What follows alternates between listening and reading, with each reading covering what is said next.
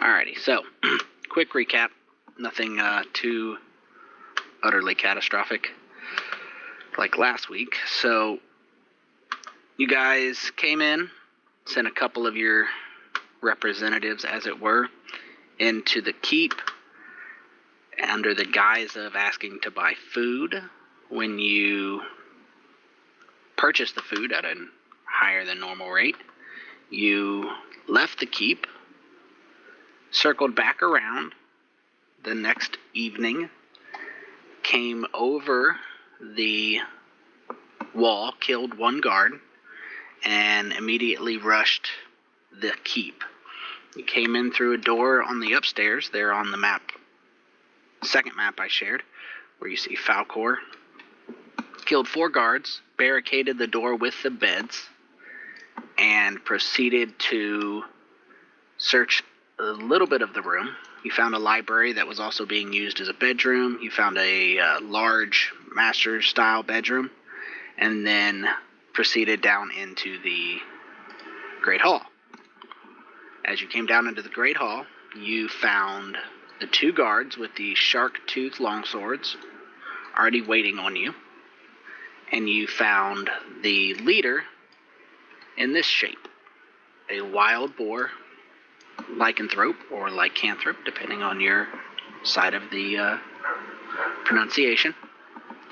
He snorted and roared a little bit in your general direction, and we were starting combat. We stopped right as combat started. We haven't rolled initiative yet, I don't believe. I could double check on that, but I believe everybody has the same initiative they had at the end of the last combat. Oh, I like this initiative. Yeah, let's keep it. I believe that you do. I'm going to go ahead and decline that. So we're going to start a new combat with some new initiative. And when you guys are ready, you guys are where you are. You see the 3 enemies there. I'm going to need everybody to roll initiative on the front of your character sheet, right there in the middle.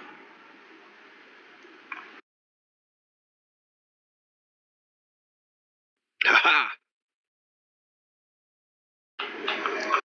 Am I still raging?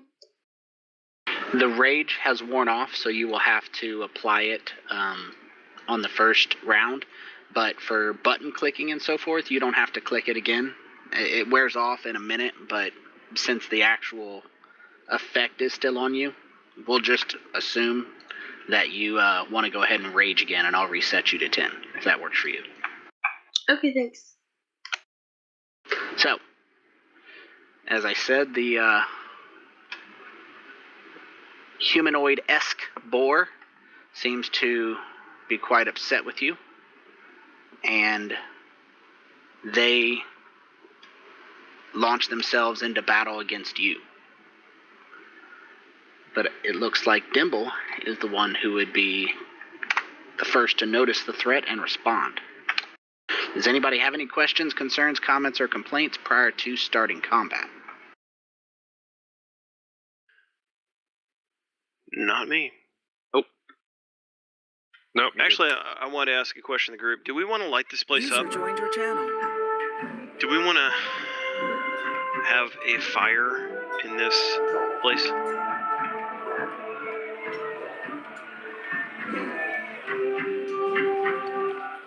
Like you want to light a table on fire? Yeah. Among other things.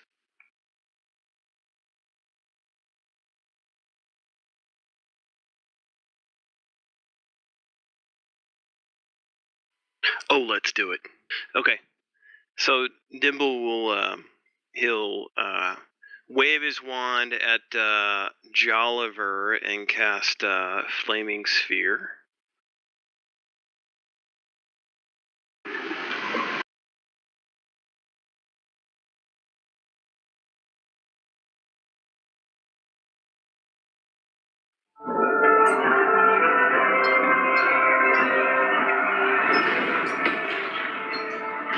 Okay, and I'm not exactly sure the size of that. Is that a 10 foot or 5 foot? What's the... It's a 5-foot sphere, and it's a concentration spell, so if you can give me a token to move around. It's something I'll be using for a while. Hopefully. Let's go with F in case spiritual weapon comes in. So it's the equivalent of a player like that, or is it larger? Yeah, it's 5 foot. So I'm gonna have it appear right next to him, and He failed his save. okay, all right.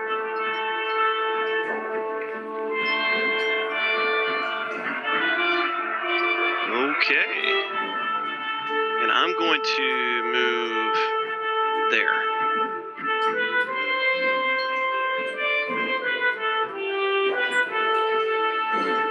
Alrighty.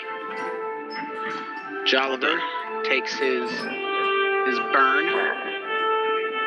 He doesn't seem to enjoy it too overly much. He moves away from the fire there and moves. He lines himself up right here for a charge. It looks like he's kind of planting his feet, but for his actual action, he is going to take the dodge action, which for, let's see, a quick recap on dodge. He spends his turn focusing on avoiding attack until his next turn. All attack rolls against him are made at disadvantage. So if you attack him, you're going to have to click the disadvantage button in the bottom left. I don't believe I have an effect for that. I can make one a little later, but let's just go with clicking it for now.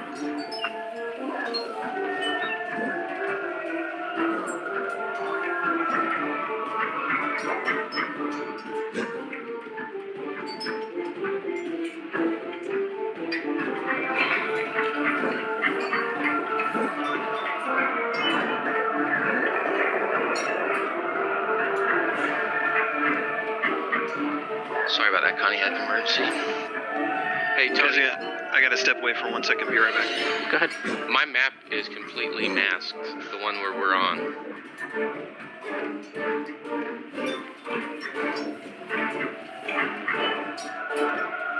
1 second, I'll have to unmask that for you.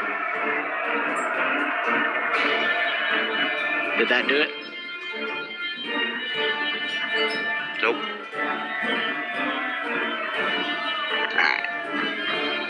As normal, that's being difficult. Everyone's gonna lose their map for a second. I'm gonna have to reshare it.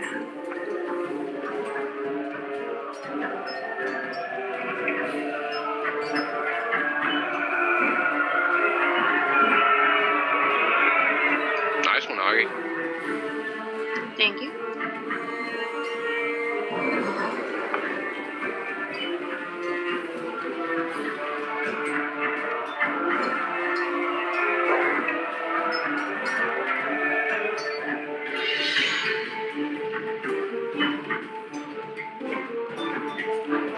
Okay. How about that? Did I give it to you? The character's just populated like a second ago, but it's still masked.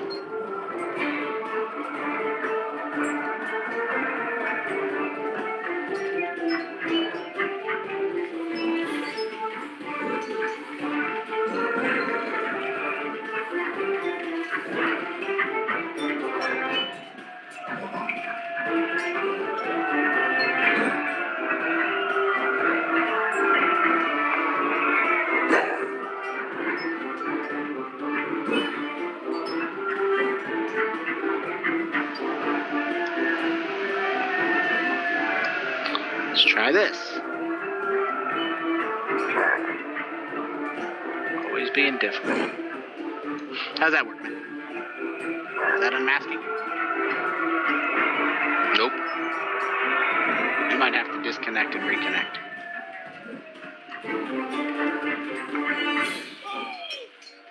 So, there we go. Augie, you throw your javelin. It sticks in his leg, and he pulls it out, and as he pulls it out, you notice the wound automatically heals a little. So it looks like he seems to take less damage from that, or his wounds are automatically healing a little, not completely, but the damage he suffers is definitely less than you would expect from that type of hit from you. Okay.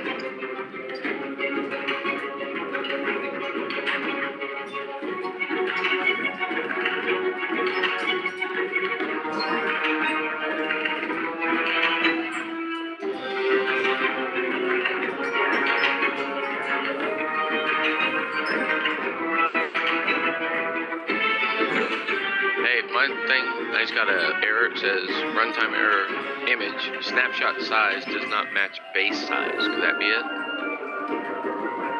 It's possible. Let me clear out my cache, sorry.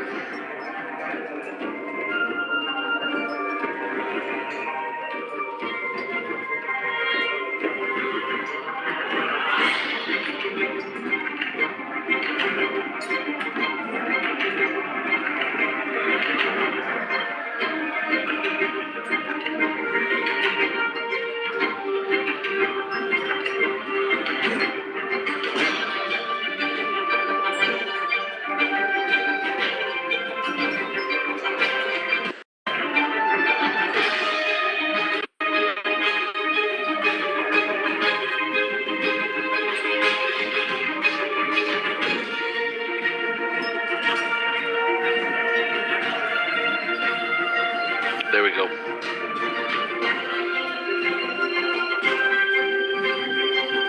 Okay.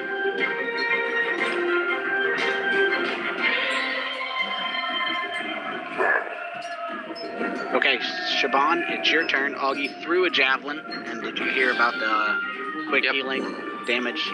Yep.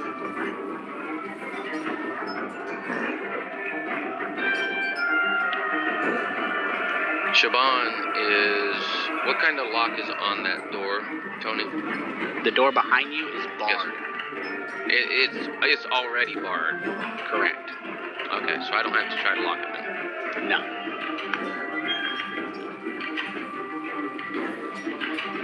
Who's the F?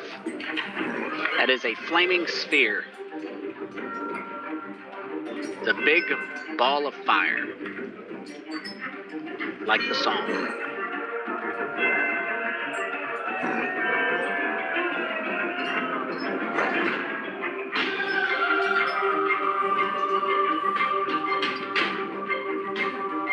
Did Augie already move forward, or is that where he's going? That's was Augie's move. That's where he stopped.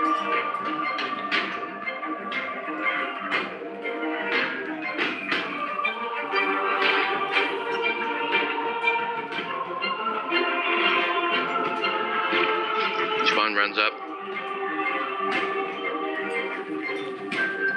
And I guess that's middle there, yep. Jumps up on the table. And proceeds to whip her. What would that be, Tony? 25 foot? Yes.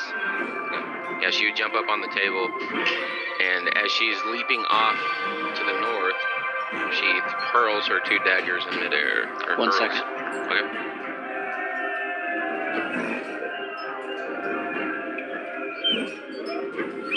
Okay, go ahead. Okay, so like I said, she runs up, jumps up on the table, and then dives towards the north, and as she dives, she hurls two daggers at Wave Reaver 29. So, for both, it doesn't matter.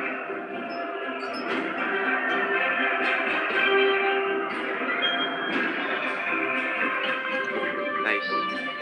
Nice roll.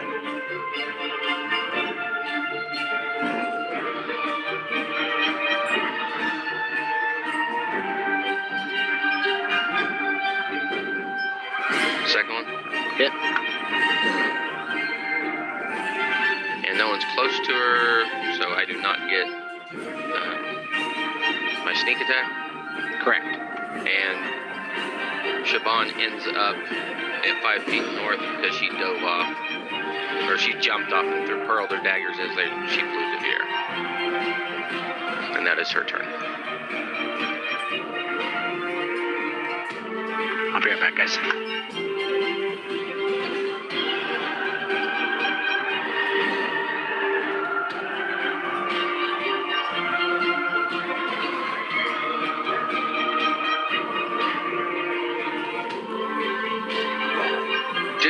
Augie, didn't you order silver weapons? Yeah, but they haven't came in yet.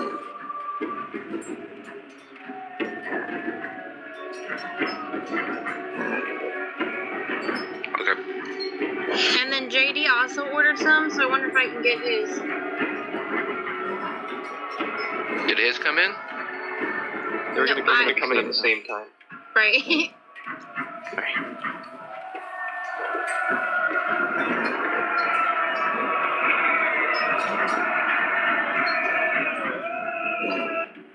The weapons were a 10-day. It took a 10-day and a half to get them from Waterdeep, and it's just now about a 10-day and a half ish, give or take a day or two.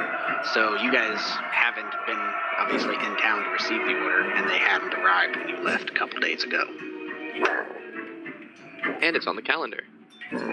It is on the calendar. I didn't move it to the 17th yet because I hadn't moved it last night. Sometimes I forget to do that because I forget how. Not 100% sure how to, but we will endeavor on. I know it's not double click because that doesn't let you do it. There we go. So now it's the 17th, and it is on the calendar. So, Crushing Wave Reaver seems to not enjoy being hit with daggers.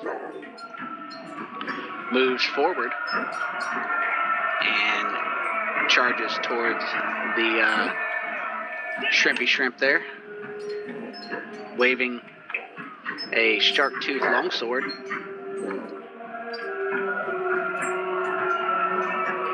Got to target you there. What's your armor class, Siobhan? 17.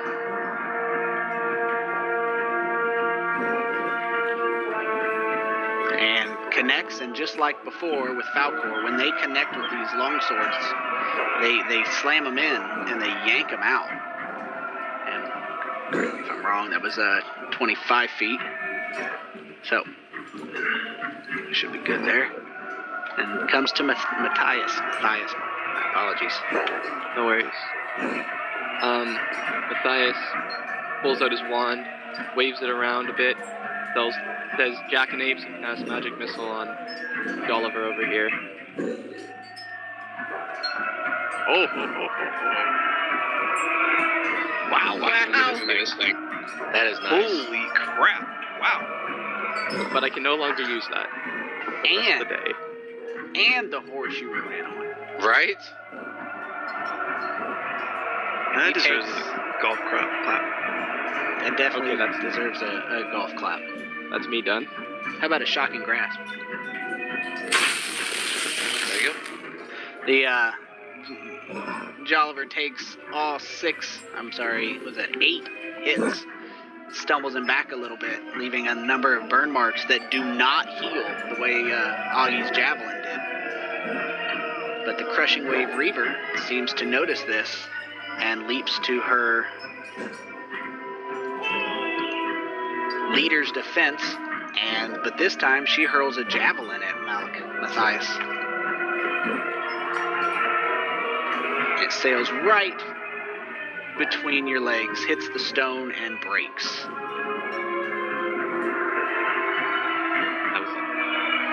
That indeed was lucky. So let's see. Matthias and Augie, give me a perception check, please. It should be on your skills tab.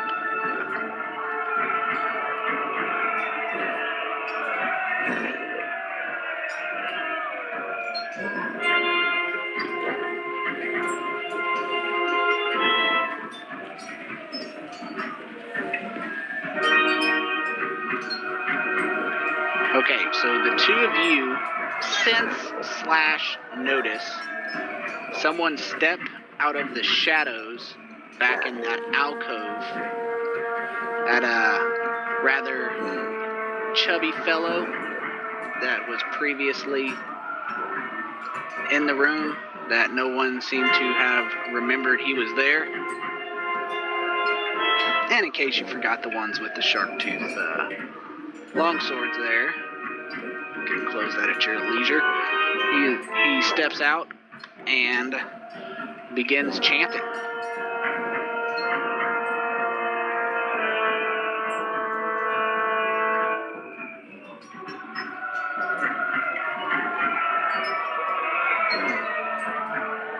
Oh no. If it feels better, it's not fireball. So that's a positive. But at that point, anyone in there, which it looks like it's everyone, the way they placed it, goes blind. Not that you're blind, but the entire area is engulfed in a sphere of blackness, and the temperature drops incredibly fast. It becomes incredibly cold, and as you acclimate quickly to the darkness and the cold, you start to detect a just large number of different cacophony of sounds, and they sound like soft whispers, slurping noises.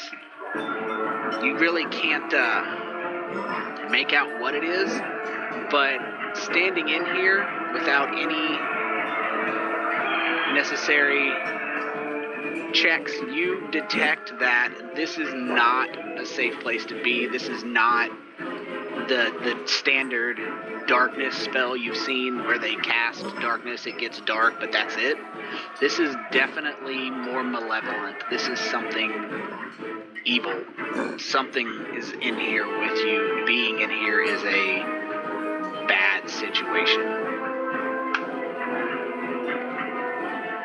And for information, for moving out information, every square currently shaded in red is considered difficult terrain, which means it costs 10 feet per square instead of 5.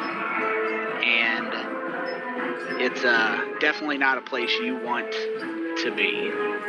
And that is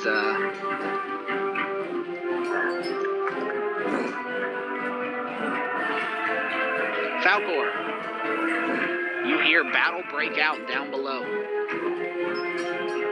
Alright, so I guess after I quickly barricade the door with beds. Yeah, you said you did that before the Yeah. battle broke out.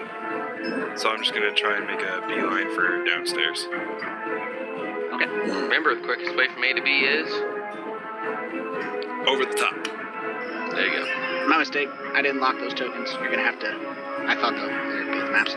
You're gonna have to go through the door. Get out of there. So that'll be your first move.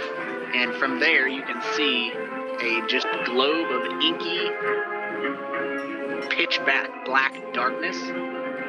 But that's all it appears to be. But you notice that about half of Augie, maybe a quarter of Augie sticking out, and a quarter of Lady Shaban. The rest of your allies are either under the balcony or in the blackness, neither one of which is probably a good thing. Okay, can I move more, or that's it? You can take the rest of your move, but that's going to be it. You can jump or go down the stairs. Okay, I guess, how far is the drop? It drops about 10 to 15 feet. You'll have to do an athletics or an acrobatics check to minimize the damage, or eliminate the damage.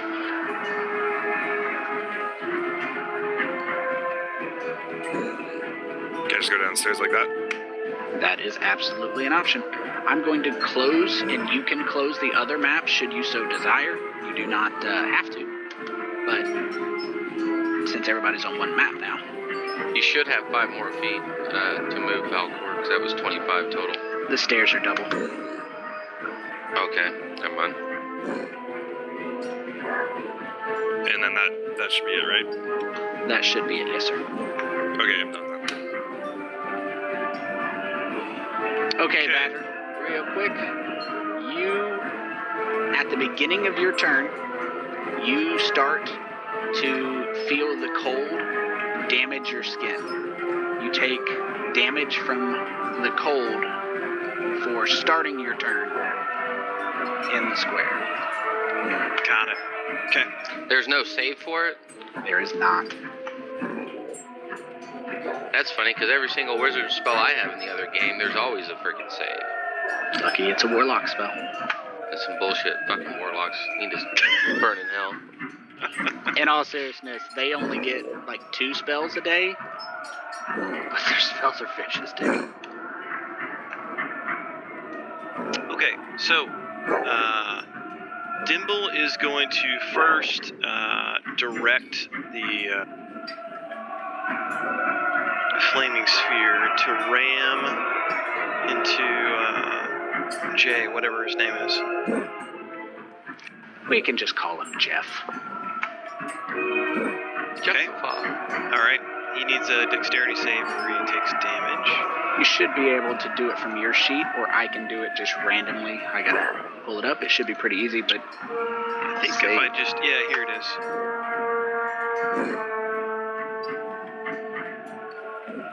All right. Jeez, really? Okay. So that's my concentration, and I can cast another spell, right? yes, you can. As long as Alright. it's not concentration spell. Right. Yep.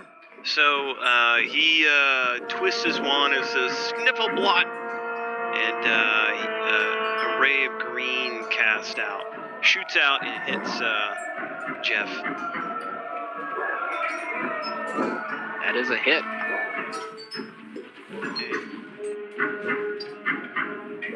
There's a damage. The magic definitely seems to be inflicting some wounds on him. One thing you do notice is that, as I said, you poisoned, right? Correct. Okay. Not sure exactly what that effect does. We don't use effects all too often, but I know exactly where to find it real quick. Disadvantage on attack rolls. So, Mr. Jolivar, having taken his readied action, his dodge action last round, expires, and now he's gonna move. And before he does, I'm gonna, Falcor, if you want to take an attack of opportunity, because he is going to be moving out of your range, you can go ahead and take that first. Okay.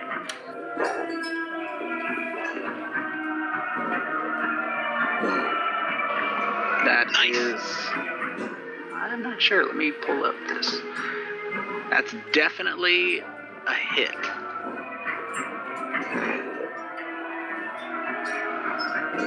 So he lowers his head, tusks and all, snorts, and charges directly at Dimble. Barrels directly at him. He has disadvantage. It should apply automatically. Let's see. It does. Dropped to 16, came up with a 13, and he charged. So he's going to do a little extra damage, which I will see if I can apply here to him. Okay, wait. Okay. As a reaction, I want to use shield. Okay. So wait, It ups your armor class by 5, I believe it does. it does. My armor class is 13. You rolled an 18. That would tie, so that's not going to make a difference. Hold on. Do you have your mage armor? You said you cast it every morning on yourself. Is it figured in? You know, that's a good question. Or Your armor class is factoring in full dexterity, not factoring in mage armor to my knowledge. Let's see. Oh, okay. Let me check Yeah, your no, effects.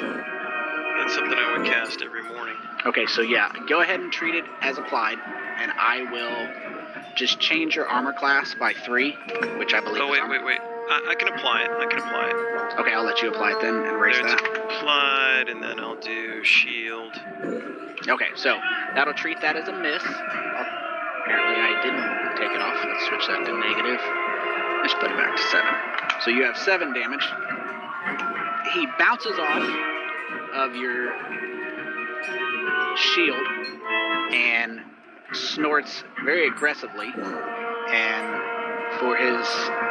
as he shakes his head, he brings his hammer around in a cross swing, tries to hit you with the shield, or hit you with the hammer.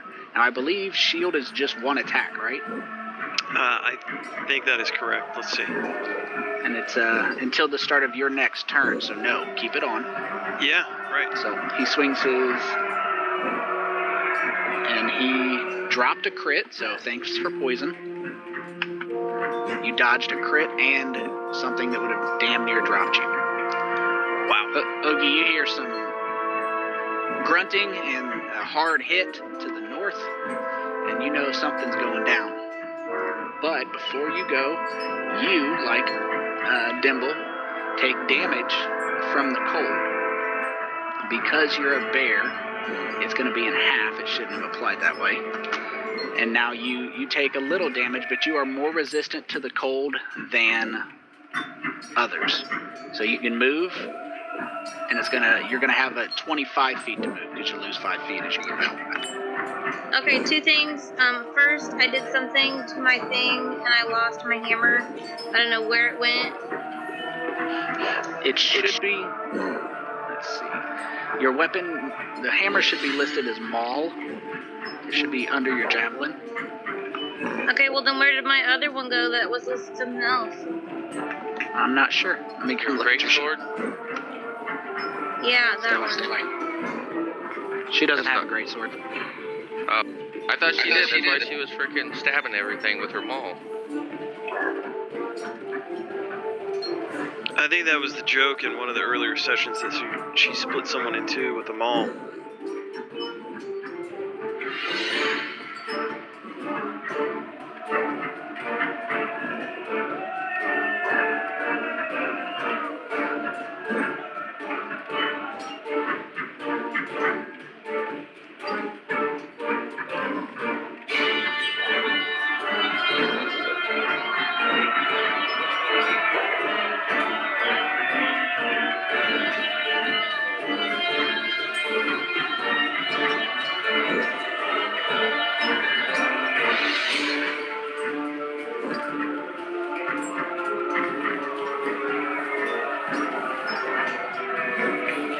Okay, now that I found all my weapons, do you guys think I should go after Jay or Crushing Weaver, whatever, 16? Because she's right next to me and my weapons aren't doing shit on this. He's hitting like a ton of bricks, so even if it doesn't do full damage, there's always that wave rider right by me as well. I mean, it's up to you. But if you come up to the one by me, you get flanking. So you get advantage on your attack rolls. That's true. At least for this round. Yeah, I'm planning to go over next to Falcor, behind Falcor on the steps. There's going to be an attack of opportunity, but it's something I'm willing to risk. So if that works, I should be out of danger. Okay.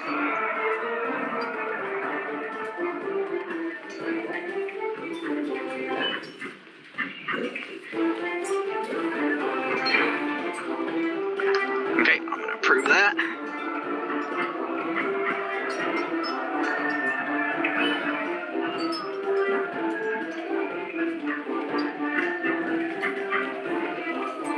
It's a hit. Roll. She's definitely having a day that could be going better.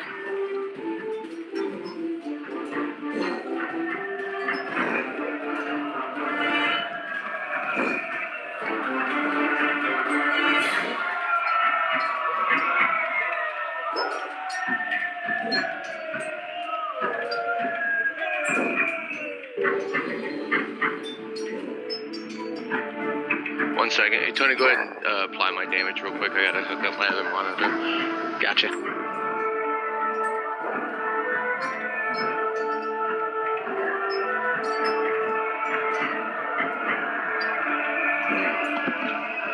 And the cold is definitely wearing on you guys.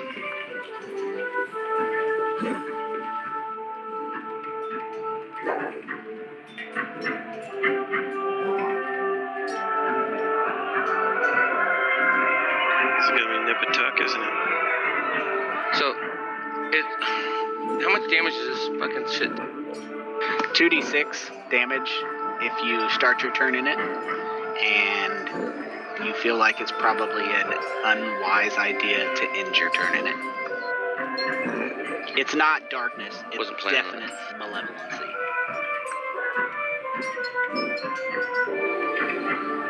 And where is the caster that casts the spell? Hiding below 16.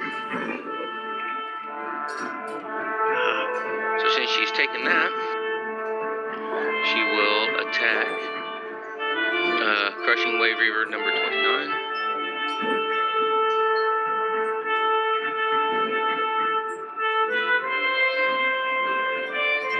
I prematurely approved you there, Falcor. My apologies, I'm not used to that. Yeah, no problem.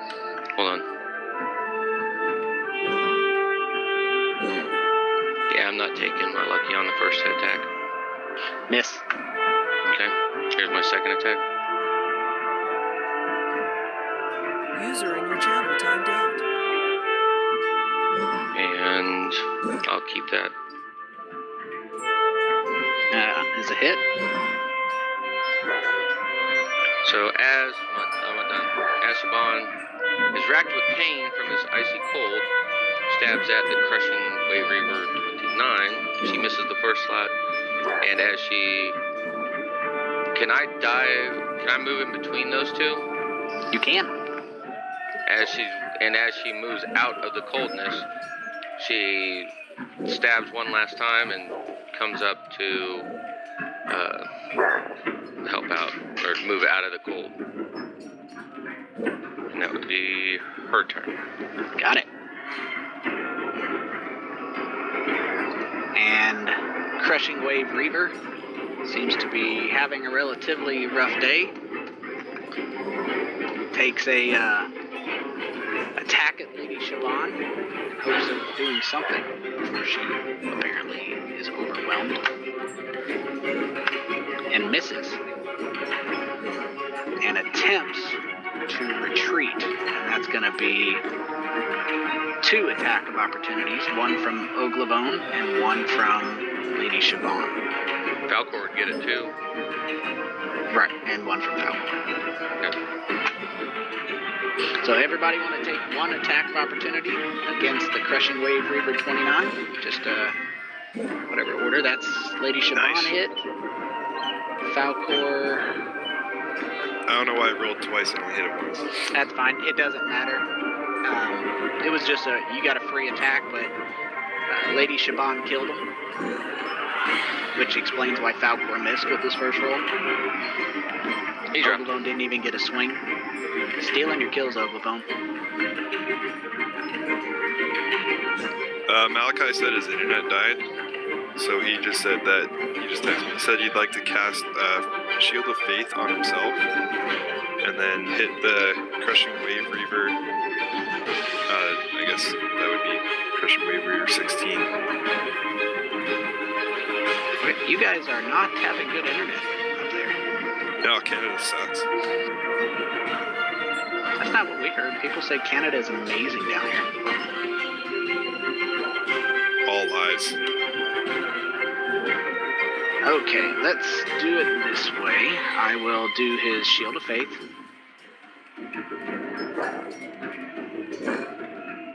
I believe that was a level 1 spell. It was.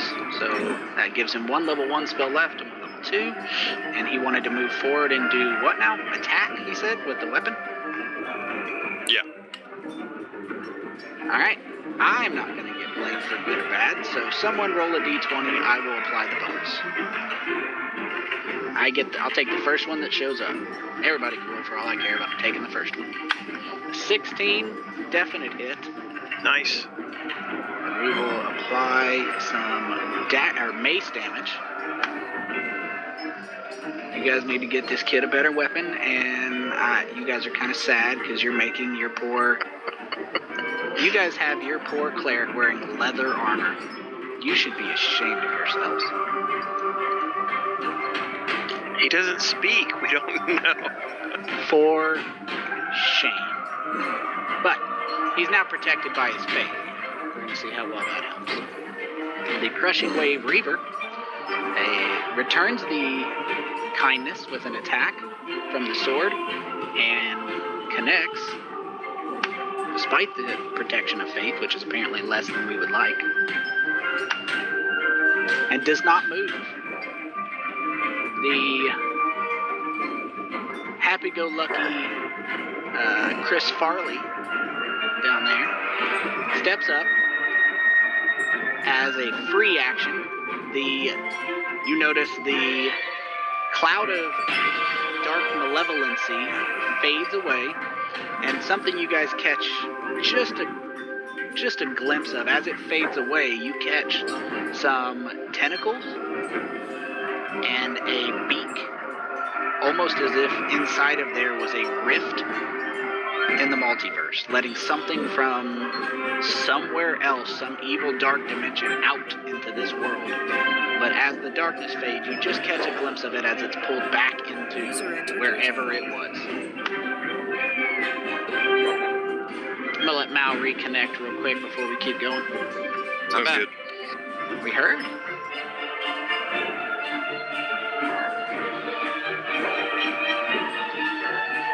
Somehow someone managed to kick the button on a power bar that is connected to the internet. I've literally done that to myself, so I ain't got nothing on that.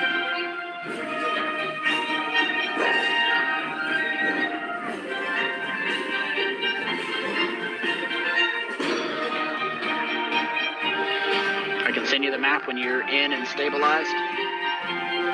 Alrighty.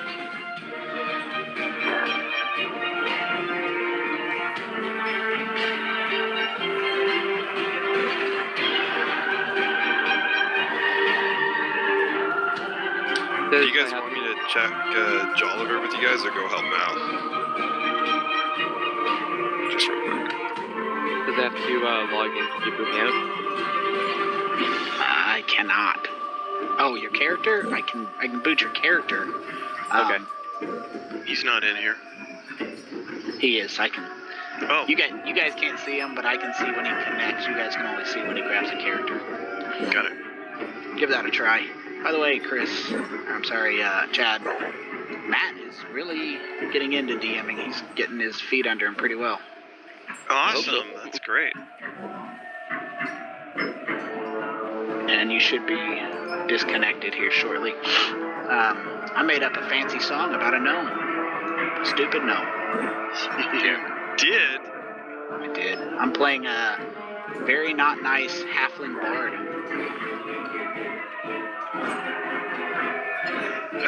I like playing bards because the things you like in this game, when you say something mean to someone, it actually causes damage.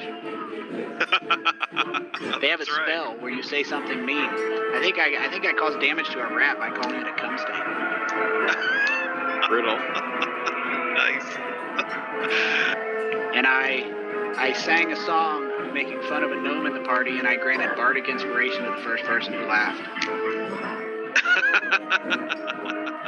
I like it. That is awesome. Oh, I thought it was fantastic.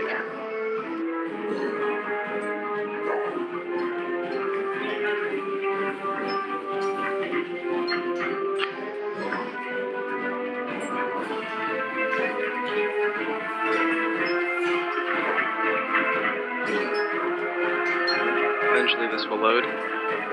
Eventually. We heard the joys of Canada from Tanner there.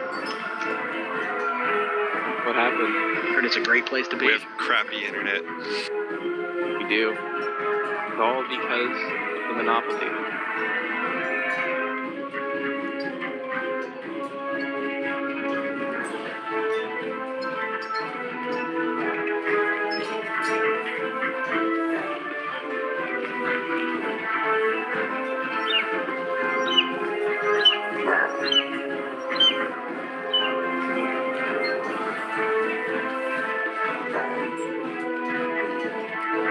Okay, I'm in. Did you get your map? Yep. Okay, so you cast Shield of Faith. I applied it on you. You moved up and you hit Crushing Wave Reaver. 16 for 2 damage. Amazing. They attacked you back. I don't recall what they did, but it was more than 2. 4. That's what it looks like. And stepping up out of the shadows, which we stopped right as this was happening, stepping up out of the shadows and around Crushing Wave Reaver. That's 5, 10, 15, that's 20. This happy gentleman moves around behind you and casts a spell as he's moving, and you notice his hand is wreathed in blackness, and he reaches out to touch you.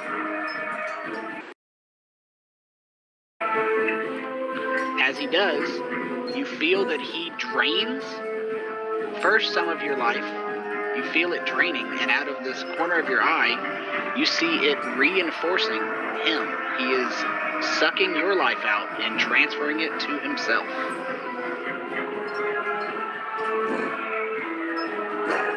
And with that, It drops fall you. to the ground. You fall to the ground as he literally drained your life force. You're still alive. You're dying. He drained you to the point of barely still being alive. The downside of that is that Shield of Faith is a concentration spell. Being incapacitated, you have effectively lost the effect of that spell. So I'm going to start rolling up a new character. And it looks like Falcor's made his decision. Yeah, it took me a while. He feels strongly about this.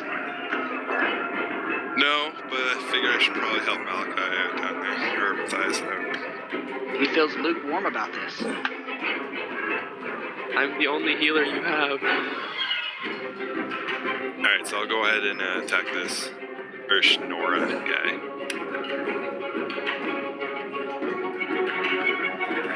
You hit him.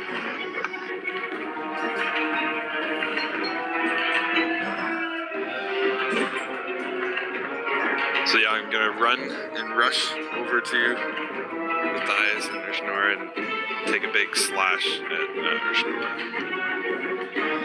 You definitely cut him, but you could tell that he was pumping himself up with the life he was draining out of Malachi. Malachi's a good fantasy name. As a, I'm sorry, Matthias, apologies. For the record, you do notice that when he drained the life from Matthias, the essentially black glove around his hand did not go away. It's still there. Oh crap. Can you spell TPK? We will see. Like I said last game, you guys either are doing something very intelligent or you have balls of steel. They are locked in with you, or you're locked in with them. One way or another.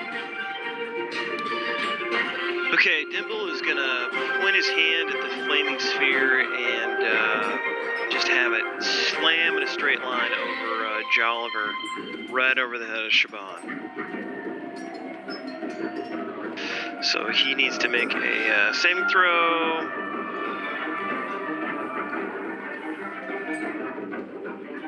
And he takes partial damage, right?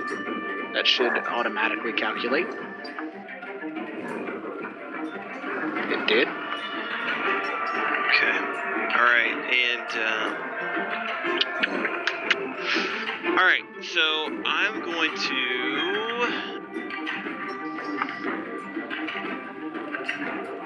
we didn't have any healing potions, did we? I believe you guys had some potions of healing. You might want to check your sheets. They should be listed as potions of healing, and so it should be under P's, under inventory tab on your sheet. So check P's instead of H's, because they changed the wording. That might have been something I missed. I have 2. You do? Okay. So, Dimble is gonna cast Mage Hand and take the potion of healing off of Falcor's belt and dump it into Matthias's open mouth. His open and wrinkled mouth. Lock in rigor mortis. And So you that can throw will a. be action. Let's see. What is? You're gonna have to pull a potion. Reduce your potion of healing there. Yeah, I already did. And let's have Dimble roll 2d4 plus 2, and I'll apply it as life. Hooray! Here's your 2d4. So 5. Sorry, man. I'm trying. That almost brings me back to full health.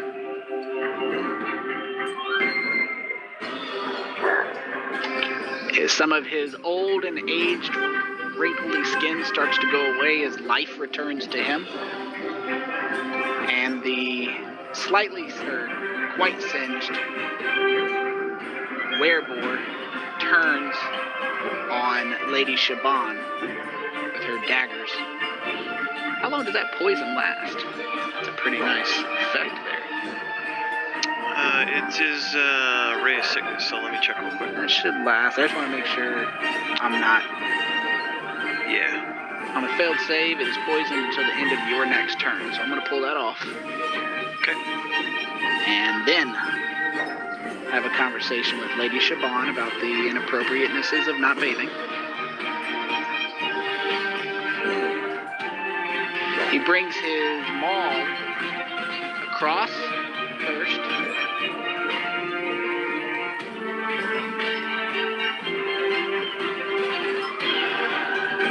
So that's 3 times that he's rolled a fucking critical. Twice he was dropped, and once it went through. And drops Lady Shaban to the ground.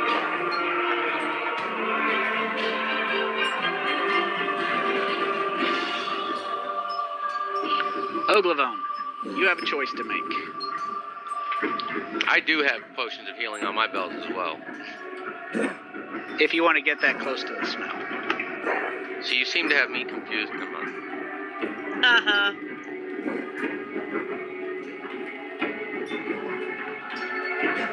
So I think we should run or crawl away. I'm going to point something out real quick to you guys. You barricaded all the doors. Yeah, we just kind of have to fight it out. There's no way out that isn't going to have you taking a lot of time to move stuff while people hit you from behind, unless you want to go and jump out windows, and that probably is going to be a bad day because you're looking at about 30 feet in the air.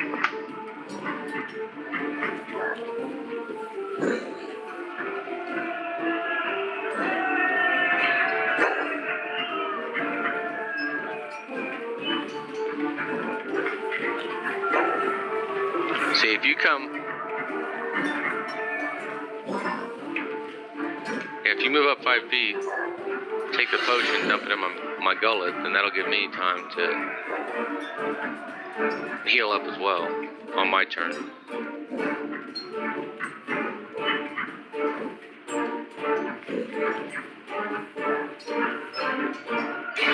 I grab Matt's potion. I grab Lady Shaban's potion and I pour it inside her mouth. Okay, if you roll 2d4, and to do that, you just go down to the bottom and right-click on the triangle, and then it'll have a set of numbers. Left-click on the 2 and throw it. We'll call that 7 life back.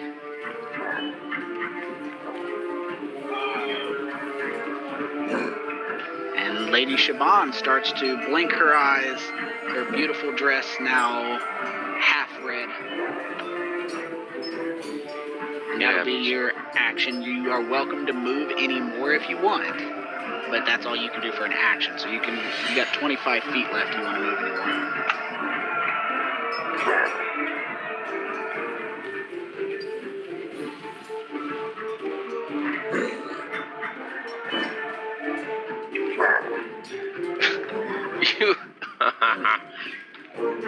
You have 35 hit points left. Against somebody who's probably carrying the same type of maul you are. And you're running away?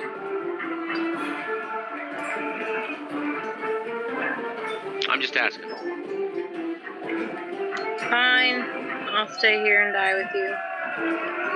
Or you can get up on Jolivar. I can't do anything. I can't hit him. He's gonna move before I can do anything. It's up to you.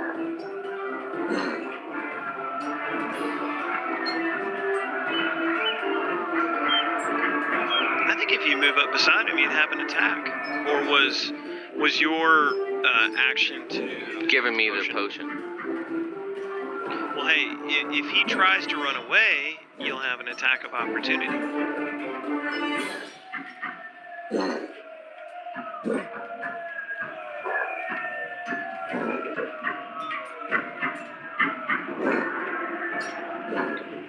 I would move to the underside of him so he can't just take like a beeline at Dimble if he wanted.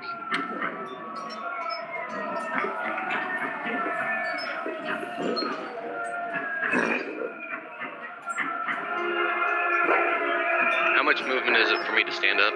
1/2. So 15 there. Okay. I'm going to step there. And I'm going to, as my action, quaff my second healing potion. Brings me down to 2. Hold on. To 2. Okay. It's another 7, which brings me down to 10. And I can still attack once with my, whatchamacallit, reaction or whatever, my second action. It's 2-weapon fighter, the second one's like a reaction or something like that.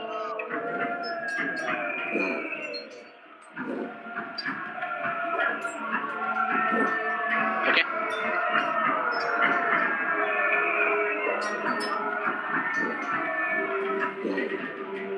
Yep.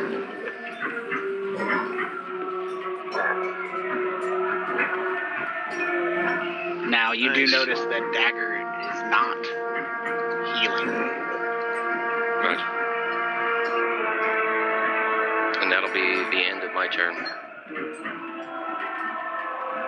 I also have 2 potions. If anyone wants to have it. Matthias will cast Cure Wounds on himself. Matthias, just a piece And of then get advice. I don't know if it takes half your movement to stand up, but if you start moving, unless you're moving out of range, you're still going to, only thing you're gonna effectively do is deny him an attack of opportunity. If they move, they're still gonna get one. I don't care what you do, I just want you to. So it doesn't matter, I'm gonna die anyways, what you saying? Well, no, you can, if you cast a healing spell on yourself, I mean, that takes pretty good. And, I mean, you're going to take an attack, probably, but they're going to get advantage on it from there. Now you can move, but You can move 5 feet up, if they and they move wouldn't get too, advantage, but they can move too, yeah. Yeah, get up and shuffle, hopefully out of the way. Cast Spiritual Weapon between them and hit Urshanora. okay, I'm gonna drop the S, and you can go ahead and roll the attack while I get the S out.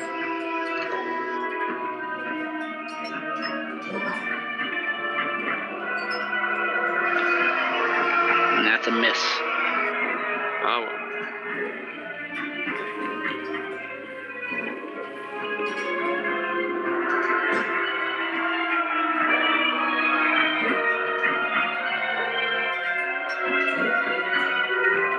And the Crushing Wave Reaver swings their sword and misses you, while Urshanora spins around on Falcor and reaches out to give you a nice hearty handshake,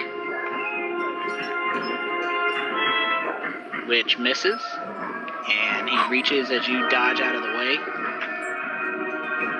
And it's your turn.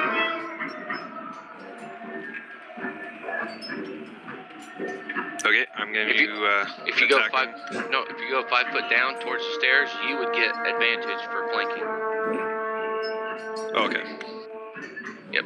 So now just click the advantage button, and when you do your attack, it'll give you advantage. I was just trying to not get hit, but it didn't work. Kinda. Yeah, no, fair. Okay, I'll attack with my longsword.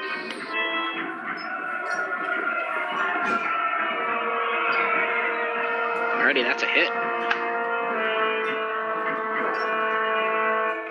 You slash him. Sweet, and then I'm gonna take. Yeah, I'm gonna back up. If you hold on, before you move, if you move out of his space since you attacked him, he will get an attack of opportunity on you. Oh yeah, okay, fair. Never mind. I'll just stay and take. I'll just stay and take a bonus action to attack him again Okay, go ahead. with my action surge. Got it. Oh, hold on, yeah, wait. Roll that again because you forgot your advantage. That's a hit. And I'm gonna take a leak real quick. It'll be Dimple's turn next. Go ahead and roll your damage. If you guys want to discuss tactics when I'm not here, I can stop you. Sounds good.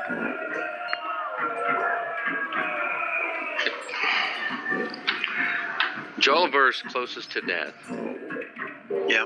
I mean, Urshana can do the life drain, but Falcor has the second most hit points out of the entire group. Okay. And Falcor's the one doing damage upon Urshana, or Urshana, or whatever it is. Right. Yep. So He is, if it was me, I would excuse me. I would Dimble if I was you. I would go after Jolliver, full blasting him, because between that and your fire, you get 2 attacks on him. Oglavone, I mean, he'll get a chance to attack, so he'll either come after me or Oglavone. Hopefully he can't hit for 14 points, non-crit, because that's what fucked me up, is he critted me and it was over. You may go for big damage thing, or should I go for Ray of Sickness again to disable him? I would go, if he's got heavy damage, I think don't quote me, I think he's like got 10% life left, is what heavy shows up, 10 or 15. I would say probably go just balls to the wall damage on Jolliver and see if we can get him down. Because if you can knock him down this time, then we won't have to worry about it, and then we can go after everyone else. Yeah. Ray of Sickness actually might be my most damaging first level spell. Oh, yeah, I mean, if you unload the Fury, hopefully he doesn't save. Yep, got it. Okay, cool. I'll go ahead and make the rolls on the Flaming Sphere. And you succeeded. I'll go ahead and apply the damage. 2 1s. Amazing. Really? Hopefully those are the only ones you get the rest of the game. And then I'll go ahead and I'm going to do a Ray of Sickness. Yeah, that's a hit. I'm going to apply the damage.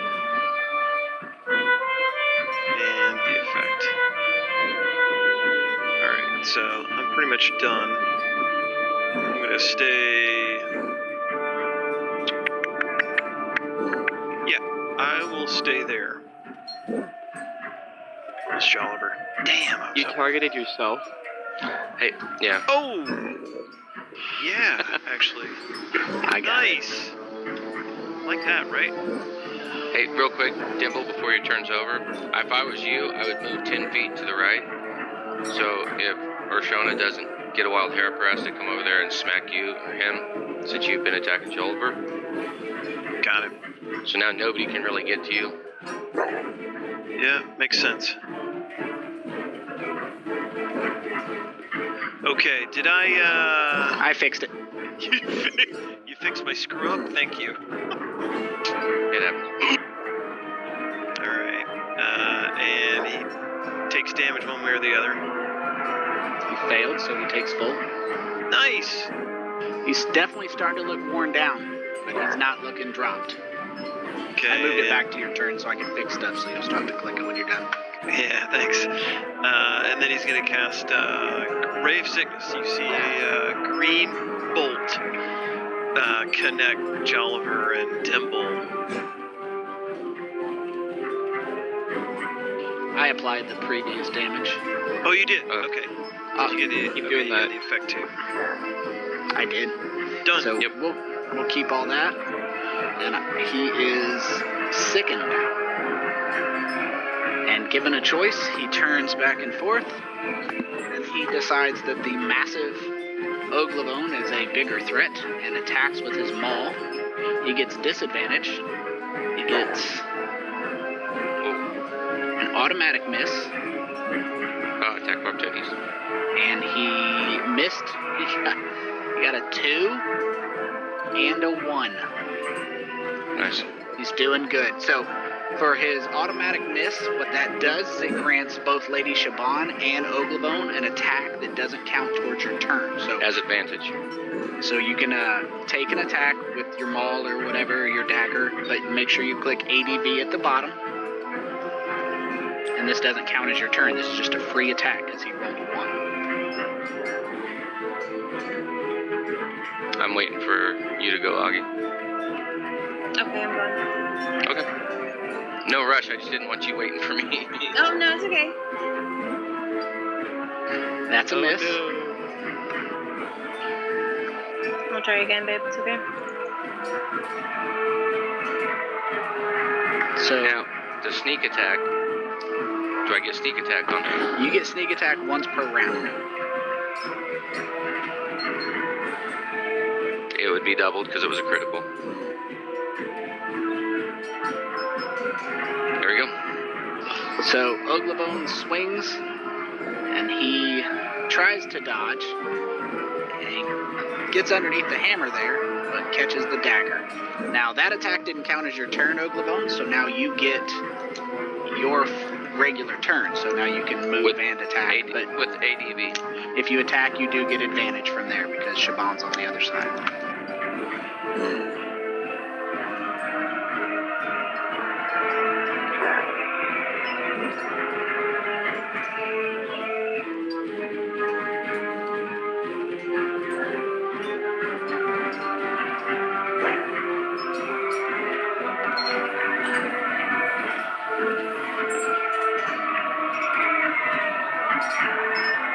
That is a hit on the Jolliver. And it dropped that one, thank God. Good job, Tasha. Go, Tasha. Let's go, Augie. Cleave him in twain. Nice one. You have a great axe with your maul? Yeah. Awesome. Nice. She likes to alternate. Give him a little headache, cut There her you go. arm off. She's big too, isn't she? 7 feet. Yeah. And Lady Shaban. Lady Shaban's going to stay there, and she is going to attack him twice. She ducks low and aims at his leg. Yep. As she stabs him with his leg, she spins back around and takes another swipe with her other weapon. Hold on. There, Lucky? I forgot to click advantage. No, not lucky. It's advantage. I just forgot to click it. So, it would have dropped the 3 and kept the 16.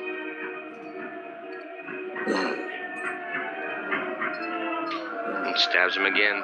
Finishes her spin. Stand backs up at the ready position to attack Jolliver again. And that's her turn. All right, Crushing Wave Reaver there. Takes. It's Matthias' turn. My apologies, I clicked it. sir? How dare I? Okay. You have not been skipped. Well, Matthias will hit Urshnora with both his mace and spiritual weapon mace. Let's see. Can I get advantage only for my own range, right? You get advantage for, yeah. Okay. Yes, you Spiritual weapon you said doesn't ever get advantage, right, Tony? correct. Oh, really? Let's see I what didn't know happens. that. I actually looked it up and tried to argue in a different game, and Wizards of the Coast, that's a hit. Wizards of the Coast made an official ruling on that. Huh. Doesn't Both mean are you have hits. to follow it. It doesn't. I am, but it doesn't. I did not mean to roll that twice, I'm sorry. No problem. Just Save for, the 7. let's just take him down 7. Where's he at? Okay, got it. Alright. That's all I got. Now the Crushing Wave Reaver attacks Matthias with a hit on that. How through that sturdy leather armor, I'm not sure, but does manage to connect. While Ushnora attempts to shake hands with the mighty Falcor again.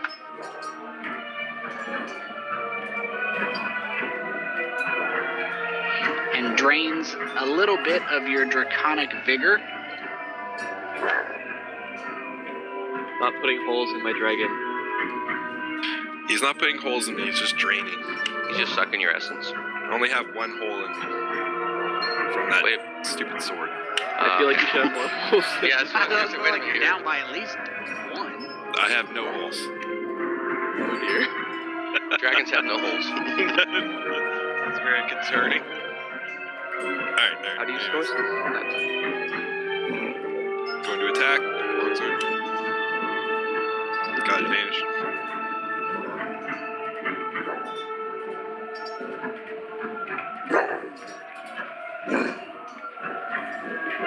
Nice.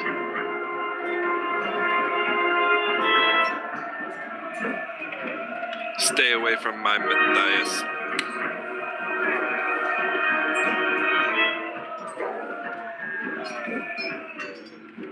And I'll end my turn there.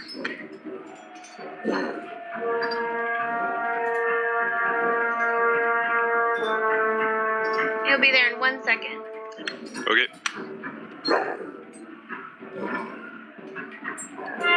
End of the round is healthy. No damage at all. Right? Got a pretty decent initiative for being like a concept instead of an actual thing. I know, Right? 2. You know, that's actually really high. It is. Also, I should inform you guys, I possibly should have informed you prior, but some of the people I work with, 1 or 2 of them, every time I show up to work on Monday, Tuesday, every one of them, like the 3 of them are like, what happened in the game? What? Really? Nice.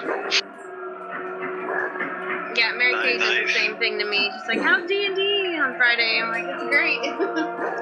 Awesome. That's Now cool. you can tell her Lady Shaban went down at least once more than normal. I definitely will. Yeah, there you go. Interpreted lots of different ways. Anyway, There it is. So Dimble will direct the flaming sphere to ram into Jolliver with his hand.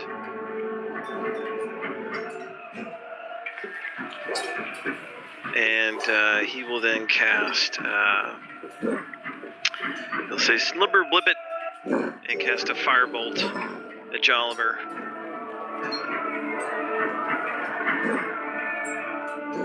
Is that a hit? That is a hit. Nice. Jeez. Get freaking rid of the ones. He's gonna stay there. Alright, Jolliver takes a double attack of opportunity. 1 from Lady Shaban, 1 from Oglavone. If you want to go ahead and take your attacks of opportunity. Advantage. Augie. With advantage, the ADV at the bottom. Hold on. Yeah, I'm not gonna take mine. Did 13 hit? Wow. 13 hit.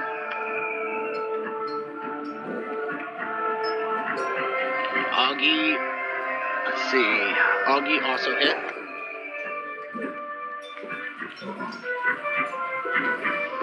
And hammer and dagger.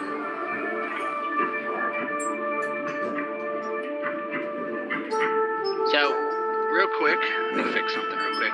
It didn't apply.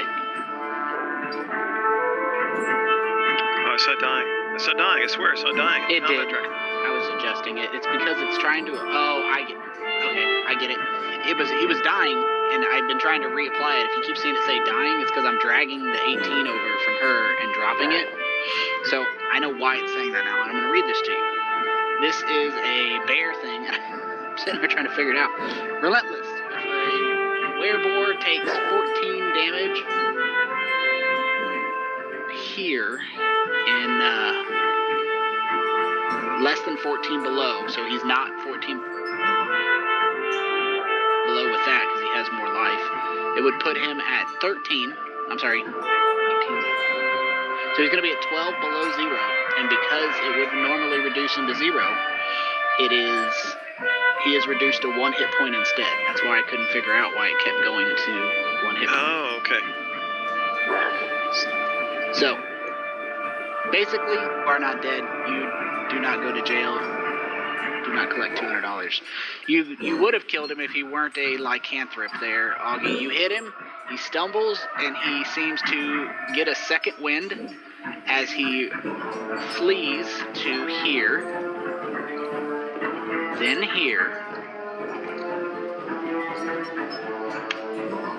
Whoa! Wow! And through the wall. Ah, no!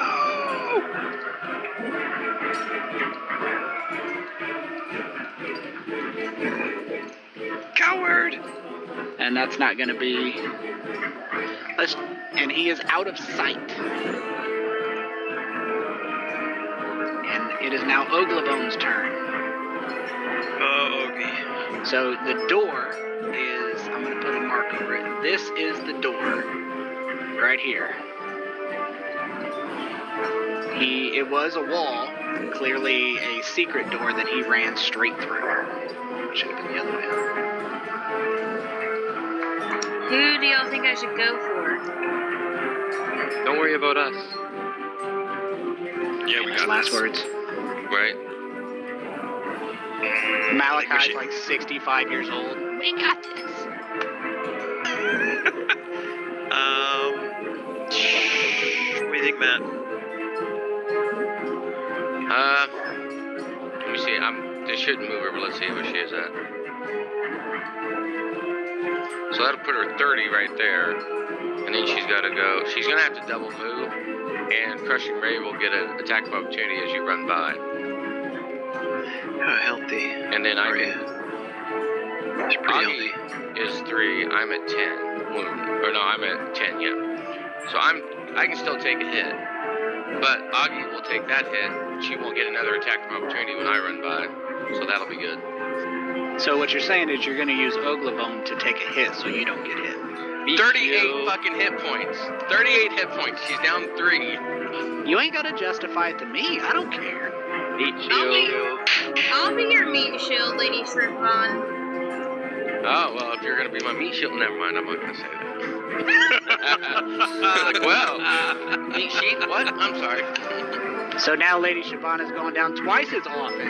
I know, as right? normal. I'm just saying. Dang. Wow. That would put you there at 30, and then you would still have another 30 to either catch up with them or at least get within striking distance if he runs away from you. I like Yeah. our history of not letting people get away. Yep. No And survivors. I'll follow right behind you. I mean, I won't be as close, but I'll be following right behind you. I will stay here to help mop up. Don't. No, Augie. Do that angle. It's going to cut 5 feet off. She'll be 30 right above. There's 25. Okay. There's 30. And then 35, and you can run right in there. You do it, 40, Matt. and they'll still give you 20. I was trying to help. I messed it up. You do it, man. 25. There's 30. 35. If there's anybody in the world who can find out the absolute maximum amount of cheating you can do, That would be it's Matt. Josh. That's not cheating, that's strategizing. It's not cheating. I'm just harassing. I know. That would be your buddy. What was his nuts? The mega builder. Fuck. From Nashville. He wasn't a cheater, he was a metagamer. Metagamer, yeah. Which is, in essence, cheating, I get it. It's a form of cheating. And she should have 5 more feet of movement, Tony. I just don't know what map you went to.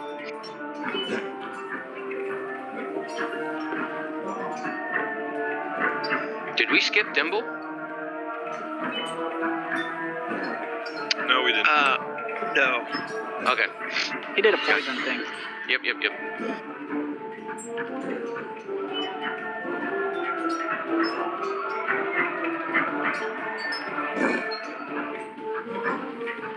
Jolliver's back. So, as in case anybody missed it, sounds like Matthew's character got a new nickname. If you missed it, you can replay it on the video and hear about an hour and a half where Augie referred to her as Lady Shrimpbon. Was I away for that? That sounds amazing. I laughed harder than I should have.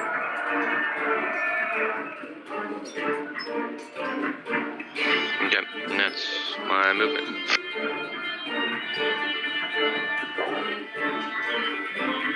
Matthias, Oh, you have been abandoned. at my own behest. It's true. At your geriatric behest. Matthias is like 20. Yeah, but when someone drains your life, you get old. Oh, true. But you did heal from it, so we'll say 25 until those 2 points are gone. More worldly now. Oh, I forgot to roll that in. Bad. Simultaneous 13s, both hit. Alright, so gonna go for Nice. the old mace, spiritual weapon combo. Another 13 and another hit. Alrighty. The spiritual weapon is substantially more powerful than your regular mace. But, like, I just kind of imagine Matthias as a scrawny little teen kid. Doesn't really know what's going on. And a miss from behind.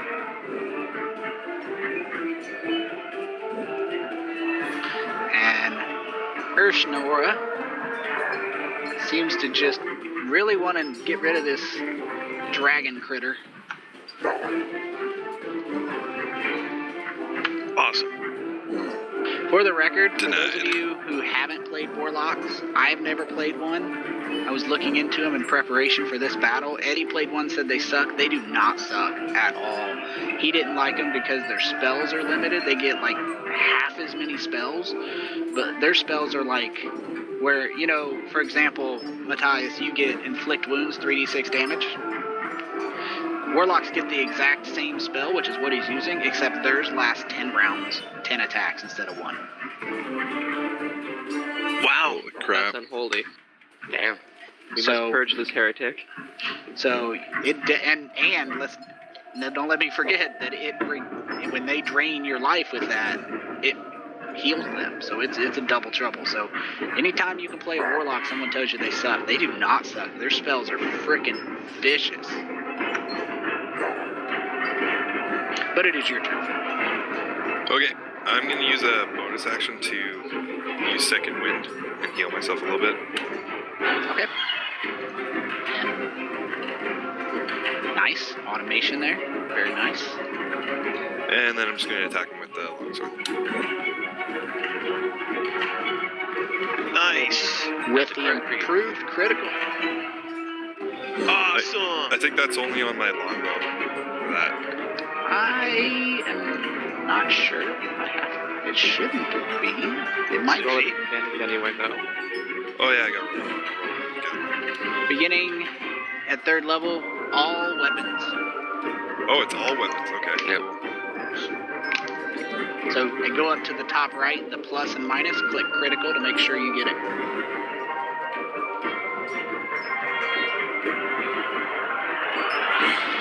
Yeah, it says your weapon attack scores a critical hit, so it's all your attacks.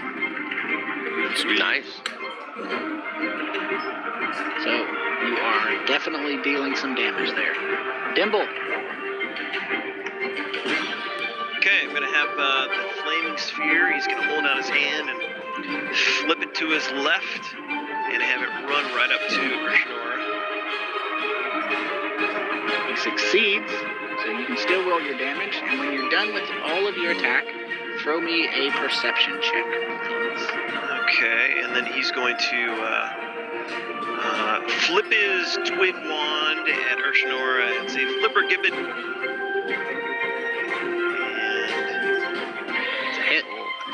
cast a bolt of fire, runs in his direction. Nice. Nice. The kill shot is yours to take. All right, so it goes right into his eyeball, into his brain, and he falls back with his head bumping on the floor. As his body hits the ground, you notice as the black glow around his hand fades, it doesn't fade in the way a wizard spell would. It doesn't just disappear. As it seems to coalesce out of energy and into a tar black liquid that forms a puddle on the ground. Essence O Messias. What happens when you make pacts with demons? You're not wrong. That was my fault. I did not mean to Go. approve that. Sorry about Yeah. that. I'll fix that from my. It's okay. I can just play it. Give me a perception check, Badger, please.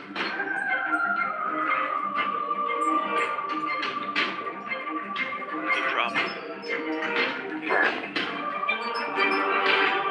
Okay. Very easily, you hear, and the rest of you hear it, but you notice something extra. You hear a loud thump against the double doors. You see them strain a little bit, but the thing that catches Badger's eye is that when that thump hits, a spray of water comes underneath, between the two doors, and from the top, like a wave smashed against it, sending water in, and it's starting to pool. Crushing wave, perhaps? I wonder where the prisoners are.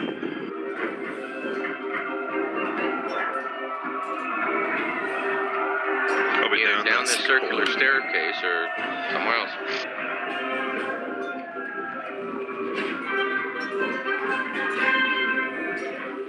So Oglevone, you weren't able to see that movement per se, but you are, as you come down, you'll be able to get an assessment of the area.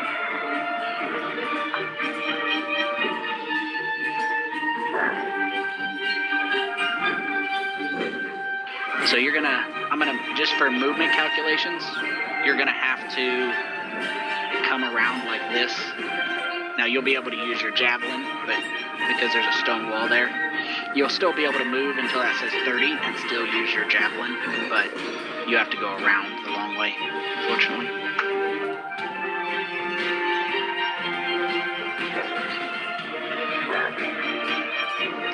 Lady Siobhan, I'm going to move you to map numero, I guess it'd be Trace. Okay.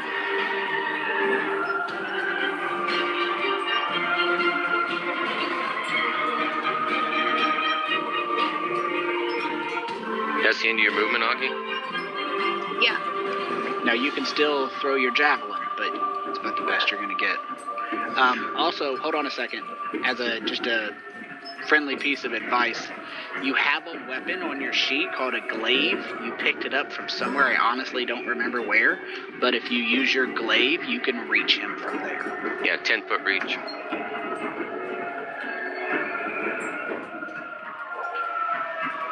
You swing and he ducks under the glaive. You notice that rope that's tying the boat off, he untied, which is why he didn't get to move. And you miss him with your glaive. He looks like his intention is to leap into the boat. Out of curiosity, with a reach weapon, does that increase your like your threat radius? Yes, it does.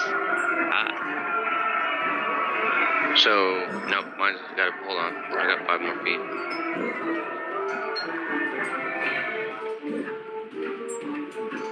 Yep, move me there. As I come running around the corner, run up, I launch 2 of my daggers at him. 1 second.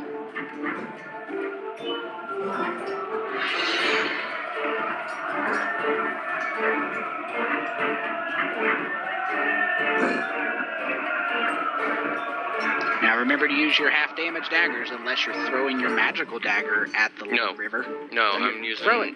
Yeah, no. It's just a river, Lewis.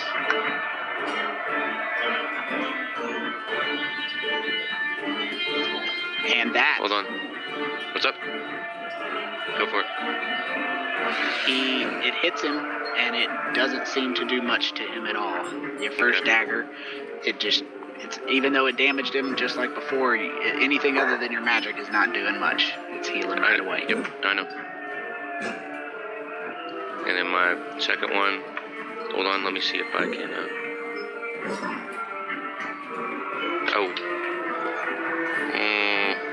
yeah, I'll use the lucky. That hits. Shrugs it off again. Shrugs it off again. And Matthias, I'm assuming that's still the move you want? Yep. Oh, and also my future weapon. Hooray. Alright, so I do the same combo again. Magic mace and regular mace. Hit. Nice. A much more effective hit. Nice. Lower roll, more damage. And the Crushing Wave Reaver runs here, which gives you an attack of opportunity. Matthias. Alright. You miss. She runs here and screams out the arrow slit. Intruders.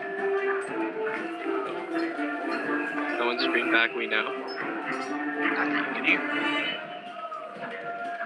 But for her action, she takes the defensive action to see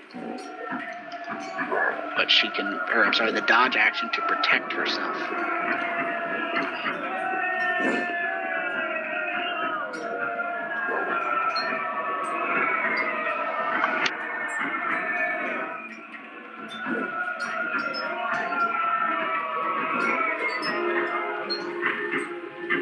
Sorry, moved the wrong one there. It's all good. I'm trying out an effect. It should automatically grant you disadvantage because of her dodge. But go ahead and do your attack as normal. Okay. That'll do it. Woohoo! Go ahead and roll your damage. Got it. And Dimple. Okay. So, I am going to run over here. Do you guys need help dealing with Crushing Wave Reaver? I don't think so. Alright, okay, that's what I was thinking. So I'm gonna run over there. And then I'm gonna have the Flaming Sphere move there. Okay. While he's doing that real quick, if you don't mind, Falcor, can you take another attack roll against that one? Just don't do the damage. Okay, thank you. And Dimple is going to try to... How many chairs and tables do we have up against the doors there? Upstairs? No, down here against these Down- two doors. Oh, these are barred with a beam. The table there and the chair there, pretty much all of that's on fire.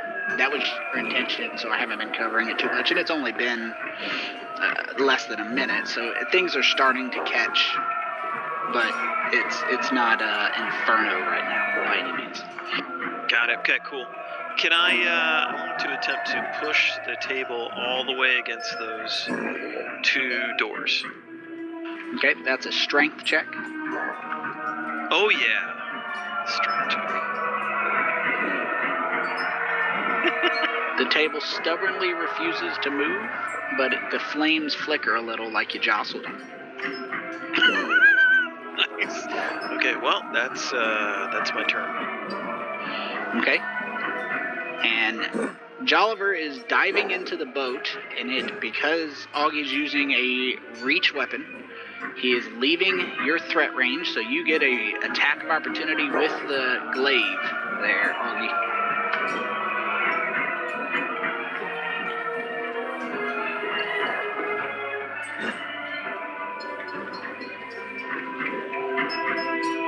Yes, you can use the glaive.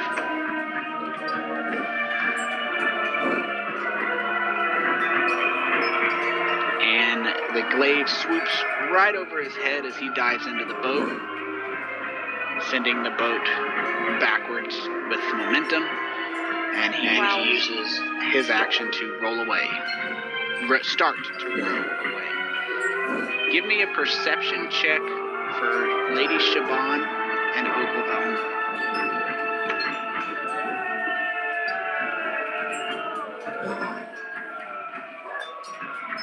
Okay, let's see. 23 is really good. 19 is also really good.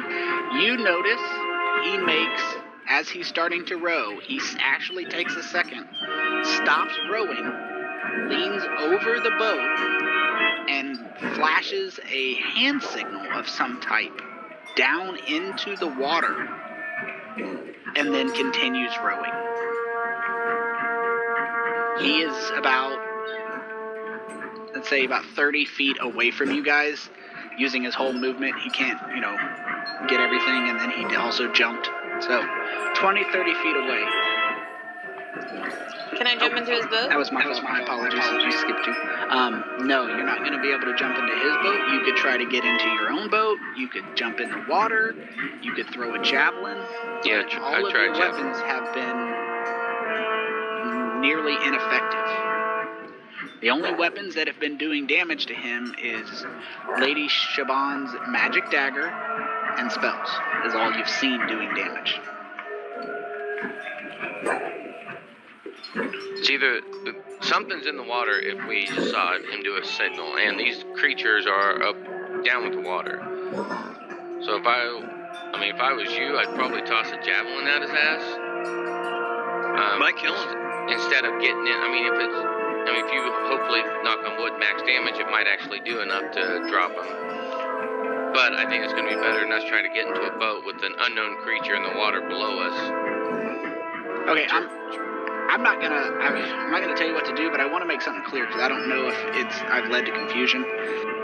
But as I told Augie, when you guys have been hitting and stabbing and hitting, these wounds have been healing. So even when you guys have rolled max damage, the wounds have been healing right away, except the wounds inflicted by magic. Okay. By magic, and your dagger is the only weapon that's hit him. The fire, the wand, the spells, and your dagger are the only thing. So I try not to get involved, but Augie personally saw him pull the javelin out and the wound heal. So Oglebone is still pushing an intelligence pretty high. Okay, no, I was just... Well, that's fine. I thought it was like it was doing partial damage, not completely ineffective damage. No, ineffective. I feel like he just moved the gate down there so that, hit the bottom of his boat so we could leave.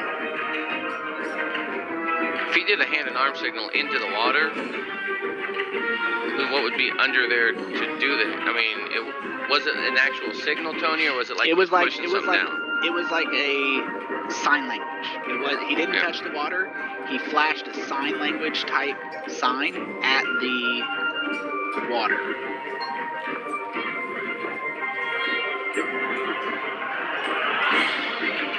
And We've been working with Matthias. I know this spiritual weapon. How far can the spiritual weapon actually move, Matthias? 30 feet around? 20. Shit. Doesn't say it can't move through walls. So, just a description of the hand signal. I mean, you got a 23 and a 19 perception. I mean, that's about as high as you can expect. The hand sign he did, he crossed his forefingers, so he's overlapping the thumbs to create an X, and it's something. He essentially made this symbol with his hands. The two lines at the top are an X, or his thumb, and then his fingers he used to create the triangle at the bottom. So it was a strange hand signal, but it was that symbol he created down towards the water.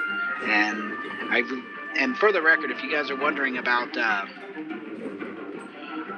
perceptions, the only reason you got a picture is because your perceptions were so high. If you would, and just for perspective, when you guys are rolling, if you'd got a 14, and Chad probably will back me up on this, you might get a rudimentary description, and a 7, you're not going to get anything. So the 23 and your high rolls is why you're getting so much information. Right. Well, can we... What were you going to say, Chad? Nope. Agreed. So, at this point, it's just a judgment call. I'm gonna put a thing here for where his boat is. I can't make a rectangle, but it's gonna be about 20 feet. I'll move him, see where he put him. Put him about. That puts him here, and the boat roughly here. The current of the river is flowing this way. And just out of nicety, let's share the map with everybody so you guys can maybe offer some advice. You guys are still fairly low level. The current of the river is flowing that way.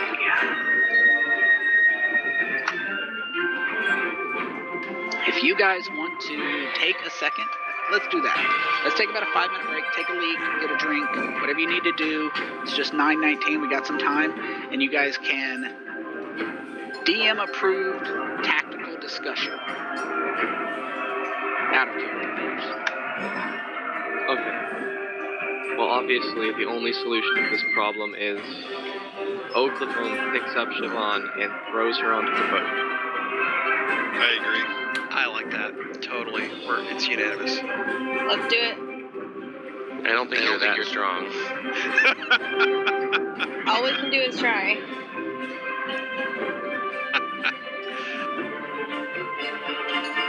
All right, I have something that may work, but I gotta get Tony's approval on it. Approval on what? My wondrous item. Silver Raven. About it. It can attack, correct? I have to look it up. Give me a second. Ooh. Says.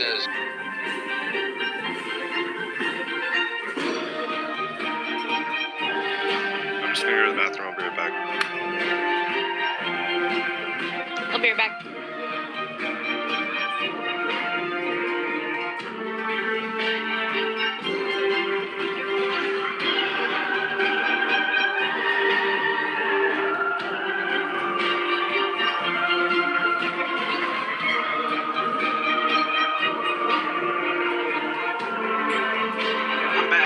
Temporarily. I came back to read your weapon real quick, then I'm going to grab a snack, or your wondrous item, Raven here. Let's see.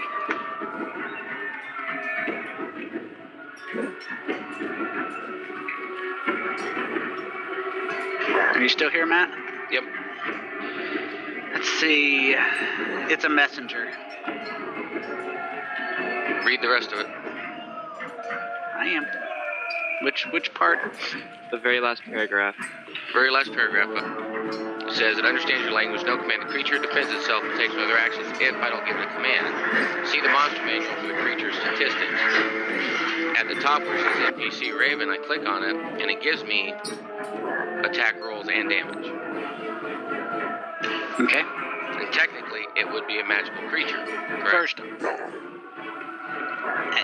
I don't know. Let me check the spell.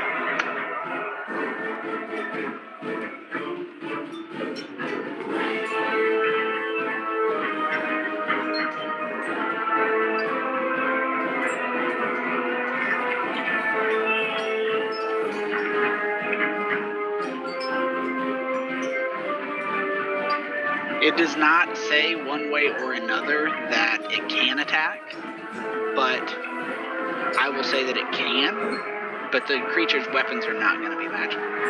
Just because the creature's magical does not mean its weapons are magical. And I'm not trying to be difficult with you, but in all honesty, they just aren't. Okay. They're just it. They're the other ones maybe, but that the effect of that spell, it's not going to be a magical attack. Okay. I'm sorry.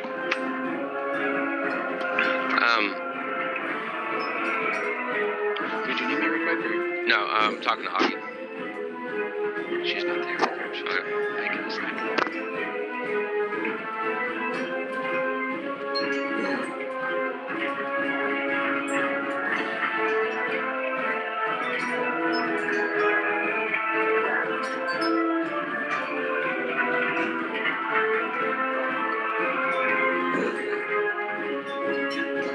So I'm thinking, if we time our moves right, me and Augie can both get in the other boat. He pulls away, and as he starts rowing after, I can make the symbol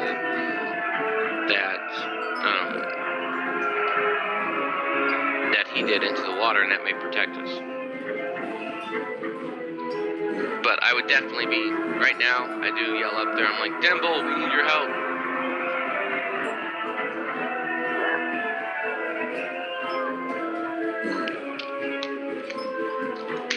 Is anybody even here? Yeah, I'm here. I hear you. Oh, okay. I just want to make sure. Like no acknowledgement. I'm like, ah, shit.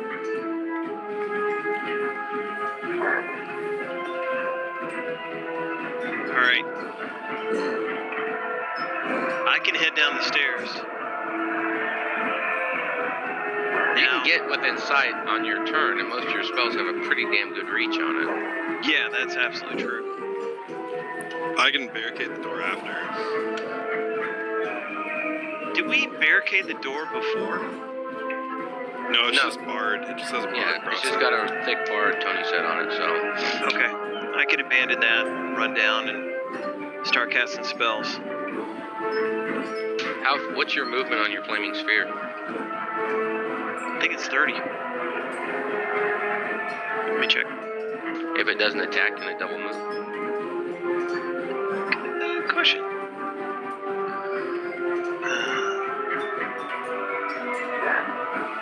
As a bonus action, you can move the sphere up to 30 feet. If you ram the sphere into a creature, that creature must blah blah blah blah blah. I'd probably say not then. Probably not.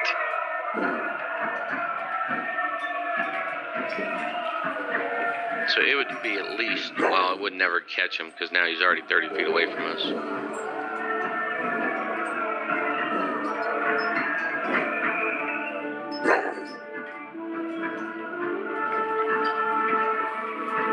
Yeah, so That fucking craziness of, oh, lycanthropes, if you don't destroy him, then 35. fuck you. That's werebore specifically. I'm back. Okay, Augie, I think this is what we can do. Throw the dagger. No, fuck you. We Throw we the both, road. basically, you run over to the boat, untie it, jump in, and I'll be running with you. And then when we start pulling away, I do the same symbol that we just saw in towards the water, and we'll see if that protects us. What do you think? Nice. Want to gamble? Do it. Hell yeah. Okay. Tony, we're going to be running together, even though she gets to go first.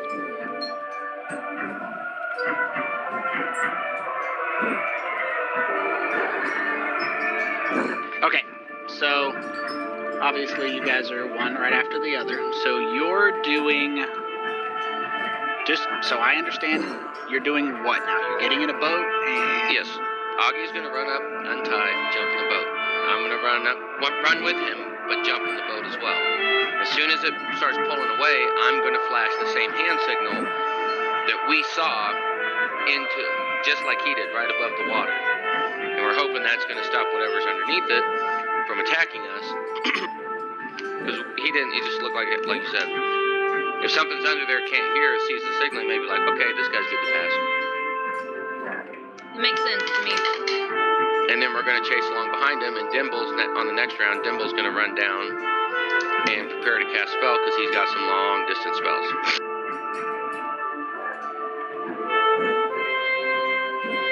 Okay. So, Does that work for everybody? well, this boat is gone. Yeah, I'm good. Yep. We know it's going to take, 15, 20 feet to get in there. It's not that much. I mean, so the problem is you're going to have to untie it. He untied his. That's where he used half of his movement. But, Well, we figured that would be Augie's action or half his movement. so my understanding is you guys are getting in the boat, untying, pushing back, and starting to row. Shaban will do the symbol.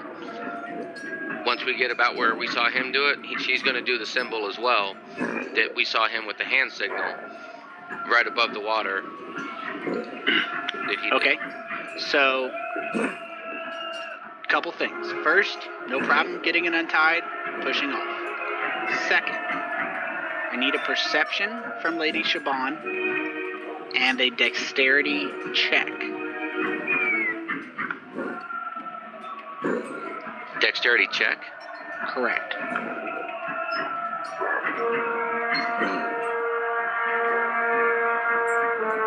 I'll keep the 16. It's pretty decent.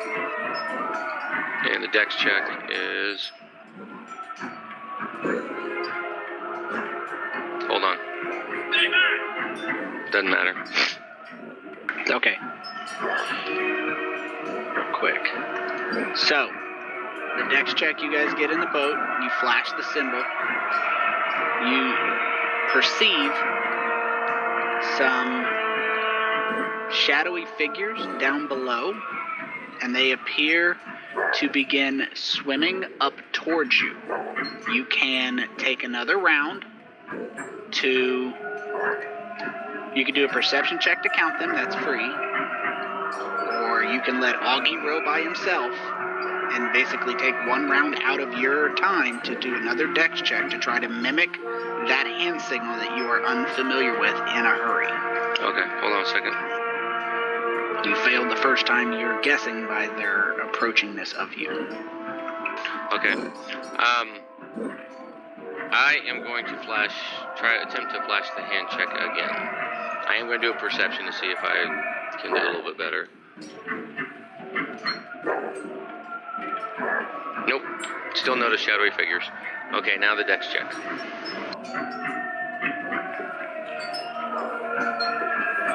Okay. The figures seem to pause and then begin retreating based off of the fact that you flashed the hand signal. You pretty much make a direct correlation between A and B. You flashed the hand signal and they retreated. Okay. Awesome. So it worked. Woohoo. So, for Augie, what I need from you is a strength check. It should be on the front of your sheet, on the left hand side. You're just going to double click on strength.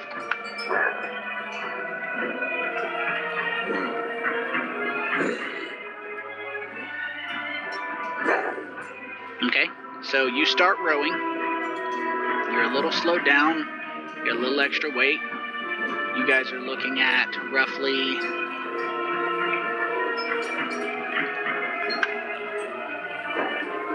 One second. Still poisoned. Take that off. That wore off a long time ago.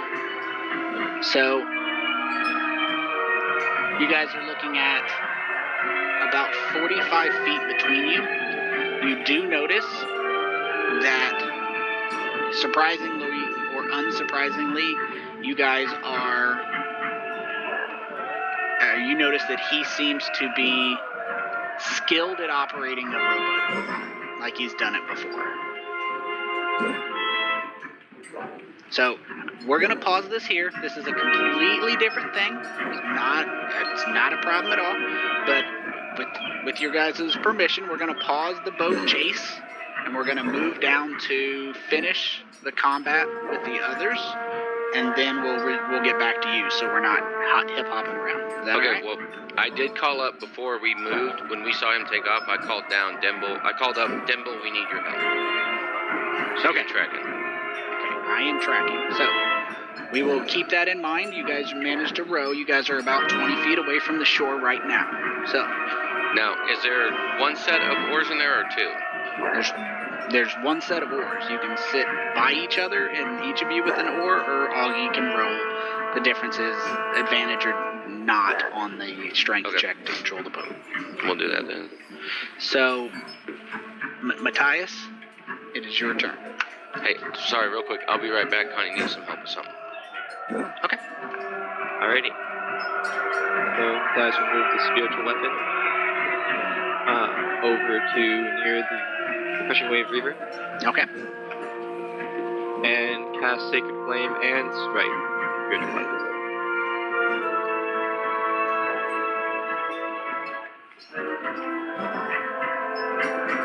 That's good for me, yes? It is. Alrighty. Hold on just 1 second.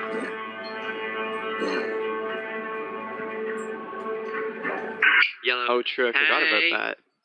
I did not.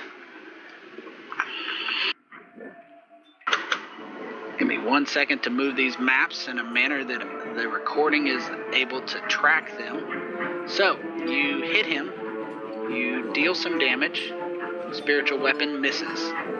So he is burned, but spiritual weapon is not doing a good job. So you have to be around to control it. You can't run down the stairs and expect the spiritual weapon to just stay here and do your job. Oh, I fully intend to. Okay, just so you know. And it is your turn, I'm guessing?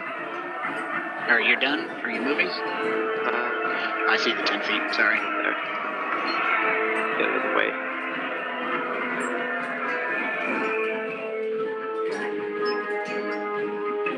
Okay, so the dodge is gone. The effect didn't work anyways. I had a list of them, I didn't do a good job. But she attacks Falcor like a caged rat and misses. Sweet.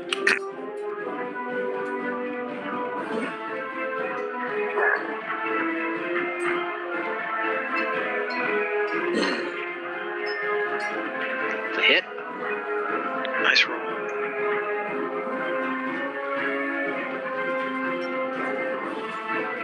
And Dimble, looks like you're heading on down. I am gonna head on down, yeah. That puts you at 30 feet. Okay, that, and you can get rid of the, F. Okay. I got rid of the F. Their boat is 20 feet away. His is even further. They're not actually on this map at this point. They are, he isn't. It's pitch black, and they're rowing.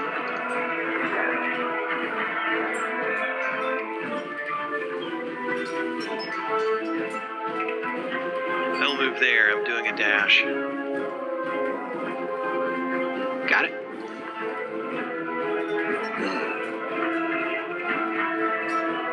I should be able to get a spell off that at least will damage the boat. Damage. What are we Well, talking about? not this round. Sorry, not this round. I was telling Matt and Tasha. Sounds good.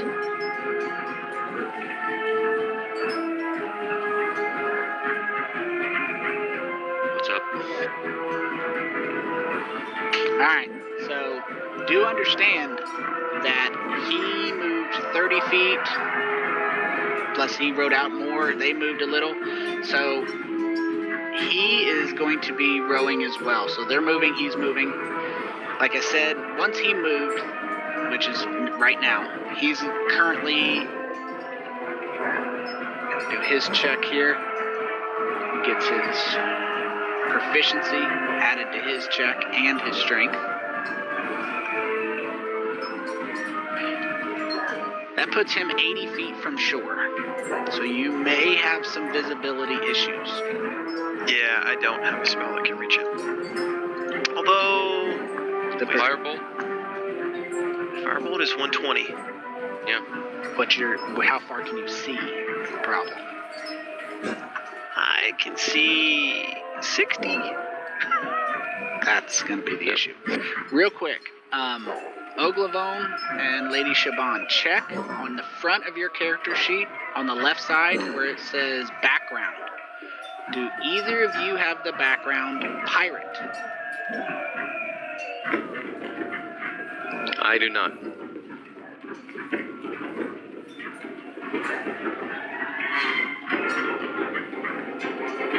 I do not. So, with pirate, a lot of people, and I throw this out here because we got some new players. For example, under the pirate background, it says. What? Oh, real quick, sorry. Augie, what is yours, if you don't mind saying? Noble. Okay. Because a pirate or sailor would probably work. Correct, Same. pirate or sailor. But, for example, under pirate it says tools, navigation tools, and vehicles, water. So what it means is when they're doing their rolls to navigate this boat, it's 1d20 plus strength. Or if you have proficiency with water vehicles, in this case, 1d20 plus strength plus your proficiency, which would be an extra 2. So the difference, that's where the skill with boats is applied in, is he gets a bonus on top of his strength that Augie doesn't get for that. Now, just for the reason of explaining, a lot of people don't really know how that factors in, and I wanted to take a second and explain it for everybody. So, I'm gonna skip down to Matthias, and we're just gonna finish that combat, then get on with this one. Then you guys can, Matthias, if you want to take your turn, Oh, and okay. we'll just move with them because you guys are staying up here. Basically, by the time you guys get down there, you're not gonna have any impact. So instead of bouncing back and forth, I'm gonna keep the focus. All right, same as before. Okay. Let's. Yellow. Hey. Hey. Oh, that's great. Hey, that took work to capture one sound in a 2.5-hour game. I appreciate it because now We're I don't gonna- have to say it. We're gonna use that. Right? All right. Now you're Oh, and also hit with the spiritual weapon. That's a miss. Amazing.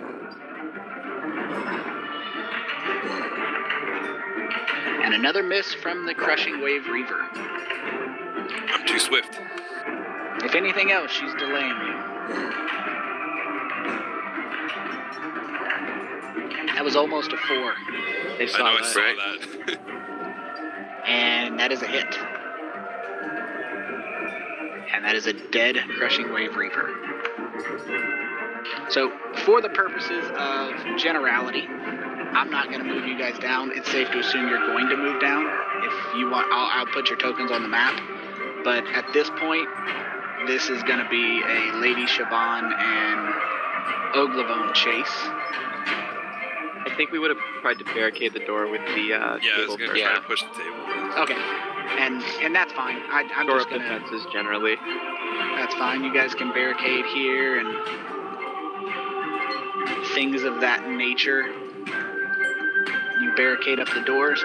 So, Lady Shaban and Oglavone, this is what we're gonna do. This is not gonna be a series of random fun checks.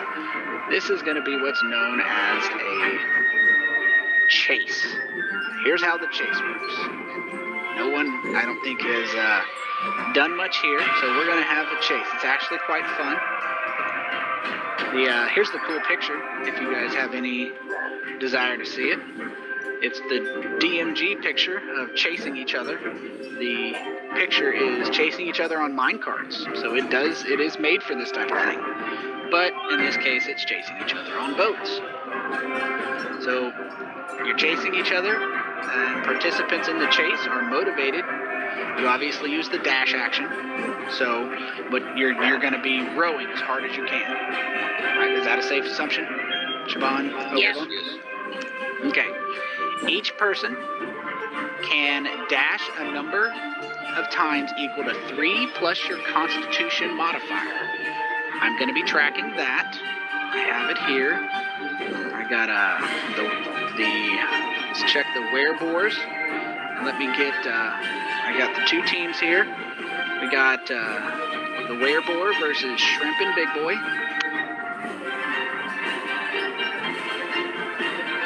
With 3 plus my con is 5.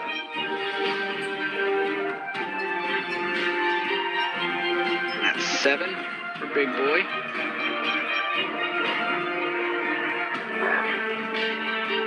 Yes, you have Oglevone, you got 4 on con, so that's going to give you 3 plus 4, which is going to put you at 7.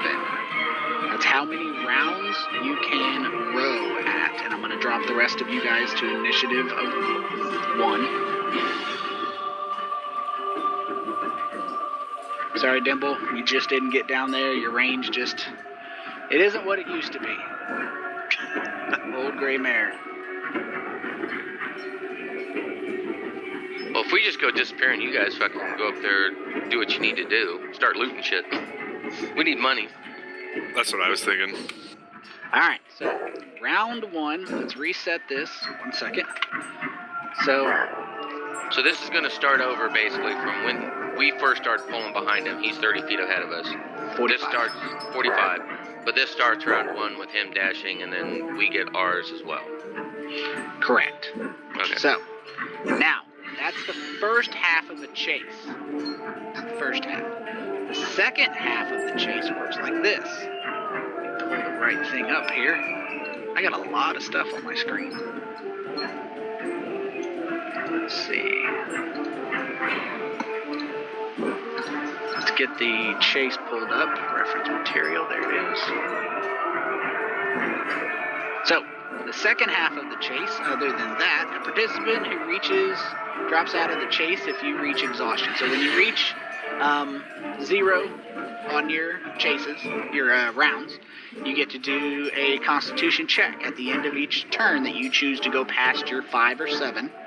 And for every turn you go past, if you fail your check, you get a level of exhaustion. When you get to level 5, your speed becomes 0 and you can no longer go. Ending the chase stops when he escapes or you catch him. Now here's the fun part, the part that sounds good. Every round, there's going to be a 1d20 rolled by both of you. So the way it works is each participant rolls a d20 at the end of their turn. You guys will roll together, and then the complication, if it occurs, it affects the next person. So you roll for what he encounters. You roll for what you encounter. I'm sorry, he rolls for what you encounter. So we're gonna share that there for everybody's enjoyment, and we will use the first round. Roll initiative is going to be the start. So it's in front of your sheet. He gets initiative, you get initiative. And that works out perfect. So you guys are going to go first on the actions. So first thing I need is a strength check from Oglevone, who's rowing. It's in front of the sheet. Strength At is left. advantage, right? Or- No, he's not going to get advantage, so I'll Okay. take the 13. And just as a general rule of thumb, we're just going to use that for feedage, just because it seems the simplest rather than developing some convoluted system. There is no system. We're going off of DM experience here, which is none, so.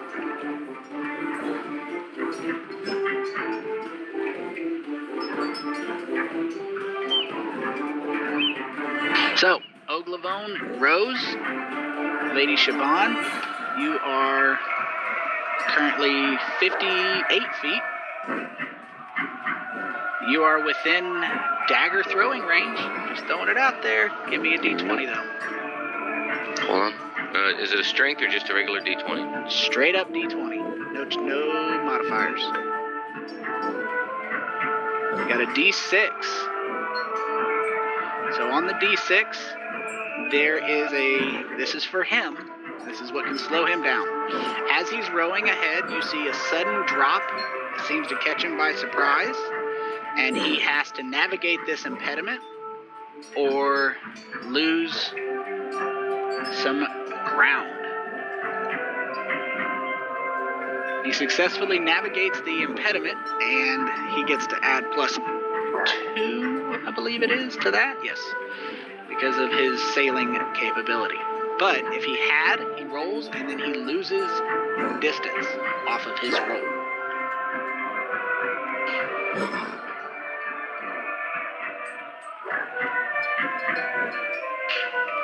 Okay, I'm going to roll his roll real quick, and then I'm going to take the dog out to potty.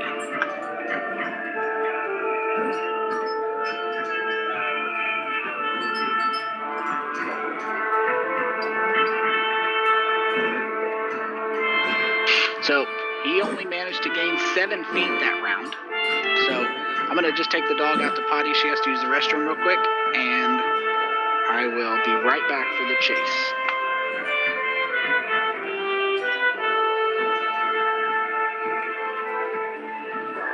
It's a race.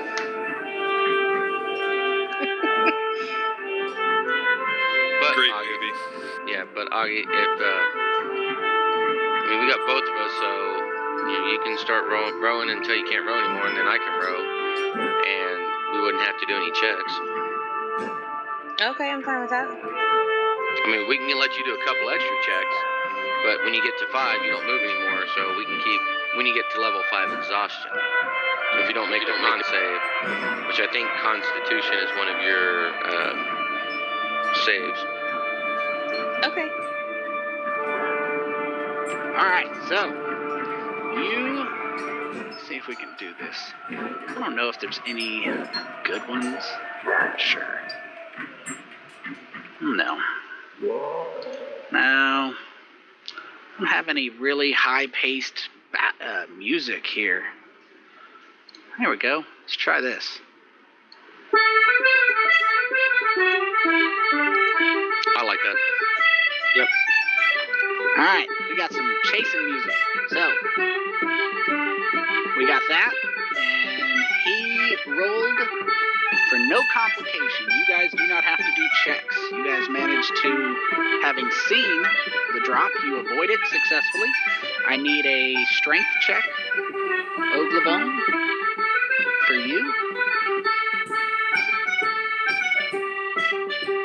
I'm going to drop you to the bottom there, Lady Siobhan, just for my simplicity of turn tracking. Okay. So, Augie's going to be rolling the strength checks. And then I'm just hanging out until I start rolling strength checks. Basically, unless you want to try to do something against him. No, I was going to try to help him out. So there'd be 2 of us rowing, so that's why I was saying advantage.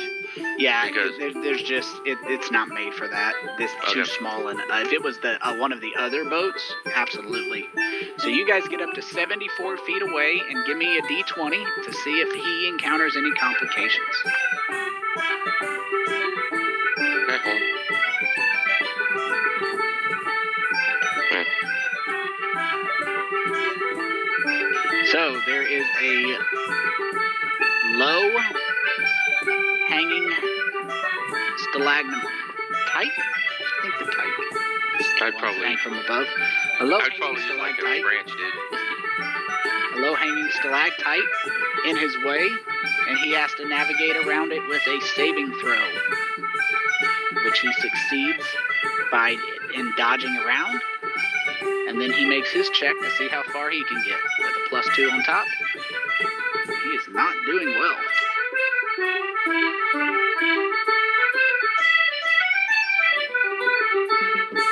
you adding to the chase, or are you just keeping track of it, Tony? Oh, I apparently have to share it. I've been tracking it. I thought it was Okay. automatically updating. That was my fault. All right, so Augie, you are navigating. You also see the same stalactite. You need, but it's in your way. I need a dexterity saving throw, which will be on the front of your sheet on the right side where it says dex. And that manages to, you scrape the side of it, and it delays you slightly, which is going to half the progress you make. So do the strength check on the left, and whatever that is will half that for your progress because you scraped it. For the save. Oh, I see it now. So yes, that was my fault. I misunderstood. I see the save there. Good catch, Mal. And if you want to do a strength check now on the left, and I'll explain as you're doing that check. Basically, I looked at the top number first, and I was saying you failed the check. But I just mixed them up because the second one was the save. So you succeeded, but you managed to move 5 feet. That was my fault, not yours. My apologies. So this is round 2. Stand corrected. This is round 3. Oglavone just got yours, and Jolliver's doing his, and I need a 20 from one of you to see if he gets a complication.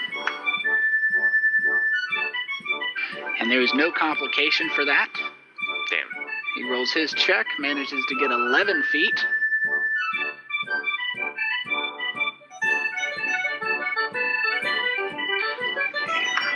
At the end, Tony, will you share at the end of each round? I think I just did. Okay, yep. I'm trying you're to. good.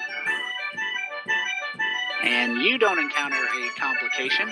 This is round 4. So, Oglavone, all I need from you is a strength check on the left.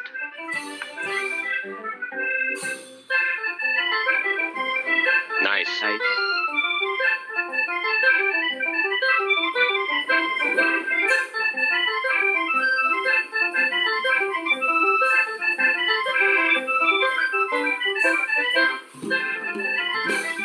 I wrote it in the wrong spot.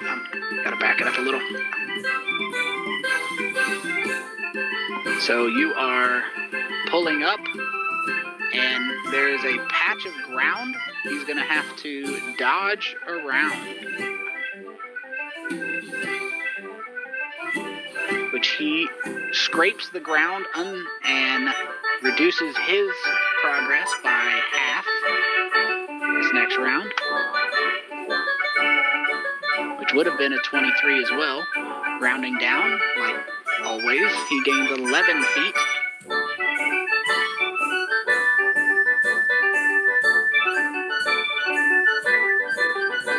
And this is round 5. I'm tracking the rounds for the exhaustion. So, Ogie, No, give me 1 Tony. second. Question. At the end of his turn... Sorry, go ahead. Go ahead. At 5 rounds, starting the 6th round, the werebor's got to start rolling his con checks. Correct. Or con saves. Correct. And then at the end of 7 rounds is when friggin' Augie will start rolling his con saves. Correct. Now, when he gets, let's say he gets to 4 failures, Augie does. Can I take over and then start using my 5 rounds? Yes, because you're not Okay. rolling. I just want to make sure. Yes. So, Oglavone, there is no impediment to you.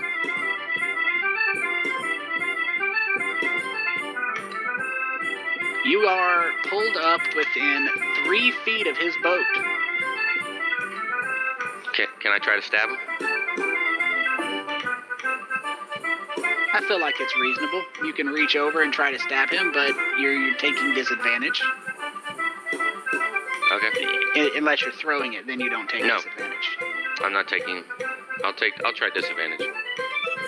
Can I help him lean over? No. You just keep pulling the boat. Absolutely. I think that is a great idea. I What think I you have a guys feeling should you're gonna lean throw in me the off the same boat. direction. That's hilarious. Okay.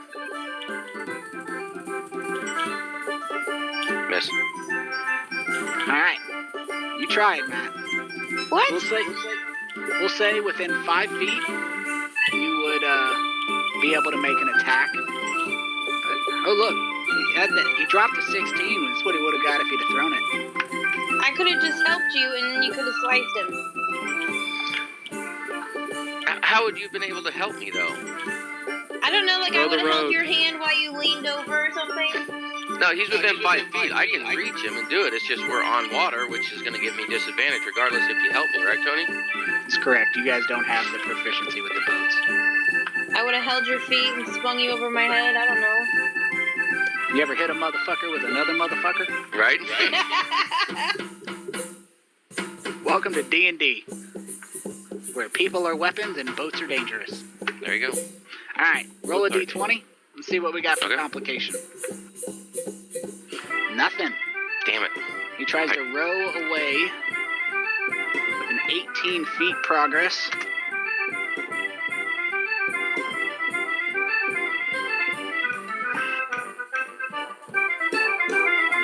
And Augie, give me 1 second to see if he manages to dodge. There's no complication. We're getting high numbers. 1 through 10 Yeah. are complications, by the way. He's had 3 20s, and all of them have been no complications. Let's get those out of the way now. Let's get him out of the way. Alrighty, so Augie, it is your turn for a strength check, please.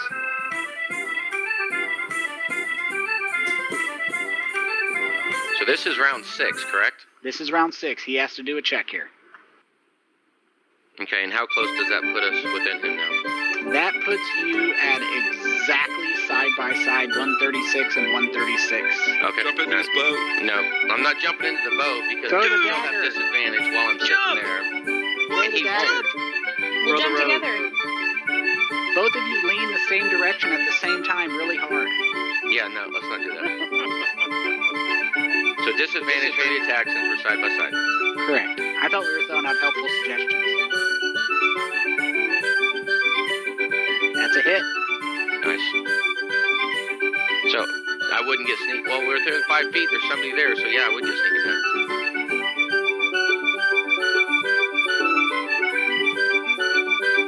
Hey, baby. Want to say hi to Mr. Tony? Yeah. Okay, hold on, guys. I'm gonna put Samantha on real quick. Just pause the game. She wants to say hi to Tony.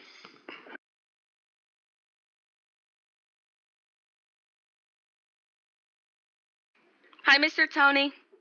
Hi, Sammy Sam. Hey, Sammy, how's school going? It's going really good. You want to do Mr. Tony a favor? What is it? Tell your dad he smells like shrimp. He can't get mad at you because I told you to do it. Oh. Ah, don't be scared, do it. Okay.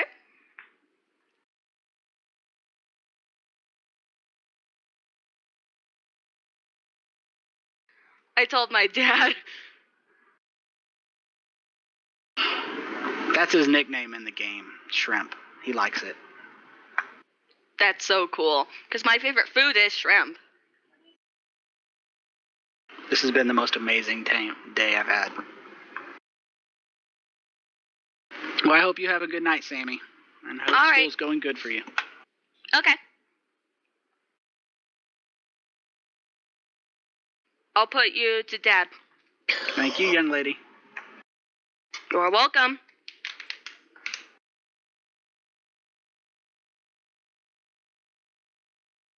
And thank you for that. I was greatly enjoyable. I'm sure everybody else bet. is enjoying it. Yeah. That was priceless. I was laughing. Okay. So I've he known dropped. Samantha since Matt dropped her off the changing table. No, Connie dropped her off the changing table. I was Matt's medic in the army, so I got a frantic call when somebody dropped their baby off the changing table. Yes, I called him when my wife dropped her off the changing table. Yes. I did a lot of fucked up shit, but I never dropped her. Alrighty, so for the Lady Shaban leans over and stabs the werebore in the back. and you can describe that killing blow as Oglavone is rowing and rowing and rowing, get you right up beside him for the second time after you failed. And as we've come pulling up beside him, I lean out and rather clumsily, but luckily, stab him with his hands full right up into his armpit, and perfect shot drives up into his lung, and he dies almost instantly. And then I guess we grab the boat, tow it into the shore. Not safe from the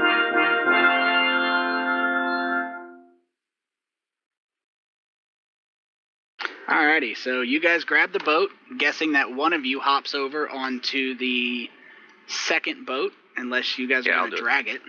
I'll do it. And you proceed to row away. Alright, or row back or forward? Going back would be against the current, so I would say just, what do you think, hit the beach or hit the plot of ground there, Augie? Then we can walk our way back? What are you Yeah, that talking makes about? sense. This is a tunnel. There's nowhere to walk. Oh, there's a tunnel. This is a tunnel. This is an underwater river. Okay, well then turn around and we'll start heading back. Okay, so at this point, while you guys have been there, the doors are being just pounded. They're starting to suffer damage, and you can hear people on the outside, Matthias and Falcor. So are you guys remaining in the upper area, or are you going down to the landing? Where are the people we were supposed to save? You guys are supposed to block the doors. We're did, blocking that's it why- right now. Yeah. That's Okay. why the doors are still closed, because they blocked them. I think we should, Tony, I'd like to have Dimble head back upstairs. Okay, we can do that. Are we gonna make a stand, or are we gonna? I think we need Try to to go run. upstairs and look for the people we're trying to... They checked the Trying to whole recruit. upstairs, in fairness. Oh, they did? Okay. They didn't we check it well. We checked that they just room, but we glanced. glanced. Yeah. So check the two. There's two doors down here, north and south of the secret room. Those Yes. are arrow. No, Can you share that map again, Tony? on the west side of the hallway. Oh right, yeah. Okay. I would say definitely one of you guys, while Dembo goes upstairs, the other person loots everything off the body of the fucking warlock dude, and the other two if we can. Give me a perception, all three of you up top, while the other two are rowing back.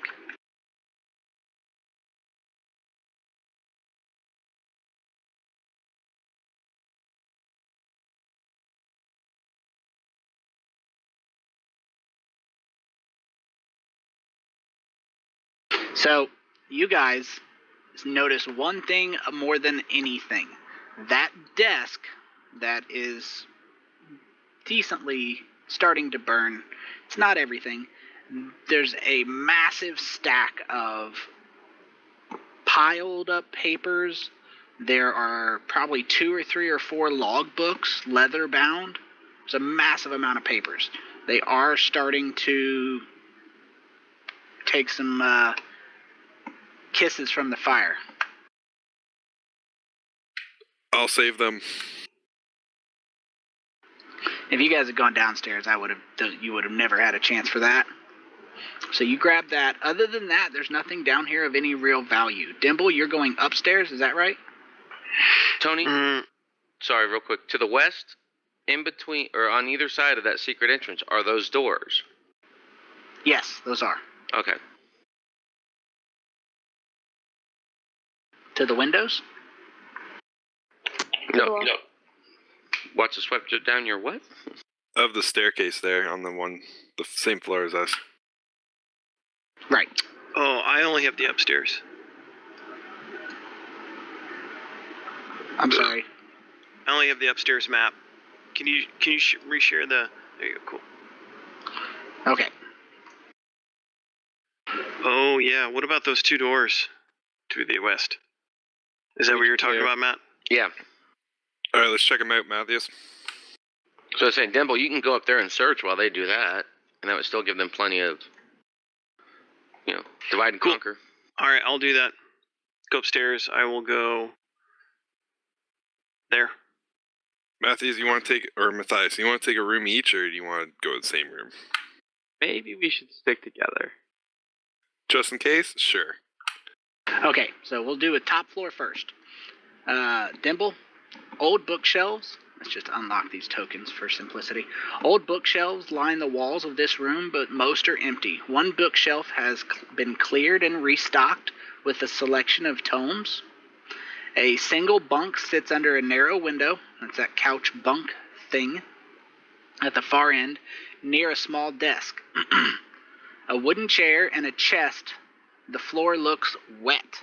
The floor appears to actually be wet. There's no rain in here. The window's sealed. There was a secret door, right? It's the wrong button. There was a secret door here that was standing ajar, and it still is. Okay. Any of the tomes seem like they're valuable or relevant to elemental stuff? With the time crunch, I'm going to need an investigation check to go over them. The majority of them there's about a dozen books that aren't junk.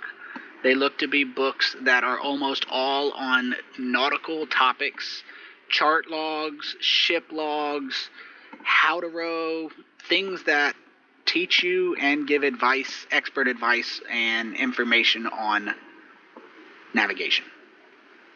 Okay, I'll grab those. Okay, there are a dozen in all, so you can scoop them all up, that's fine. And I'm just going to put it on as nautical books. The chest isn't included in that. Okay, all right. I'll look at the desk next.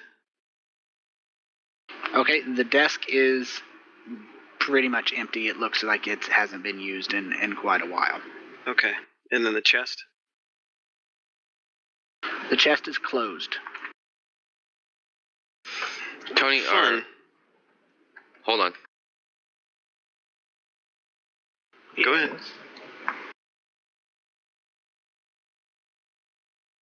Yes, Matt? Sorry, I was trying to whisper you, my bad. Never mind, it's related to our other game with the perception investigation thing. Okay, we're good. Go ahead. I figured it out. I figure you just do the way you keep doing it, which is perception for everything. I'll go through the secret door. Okay, you leaving the chest alone just so I didn't miss anything? We'll try to open it. You do open it, or you will later?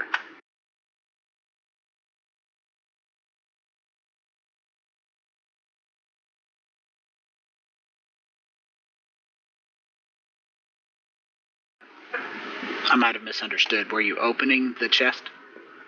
Yes. Okay, sorry, that was... the chest contains a silk pouch and 2 small piles of coins, 1 silver, 1 gold, and 2 scrolls. Hey, can I scoop those up throw them into a bag real quick? You want me to add them to the party sheet? Sure. Okay, I will throw the gems. The silk pouch contains 4 gems. They're jaspers. I'm going to just put them on there.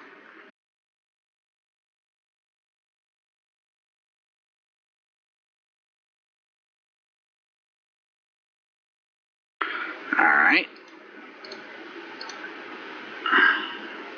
And you go into the other room, I'm guessing? Correct.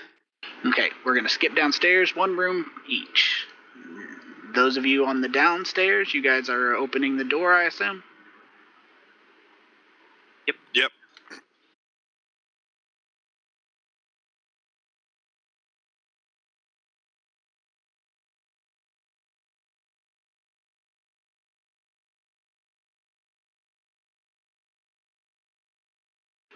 Alright, I'll show you a description of this room. This plain dormitory features 6 bunk beds and a small wooden table and chairs. as well as 2 large laundry tubs, baskets full of dirty clothes and linens.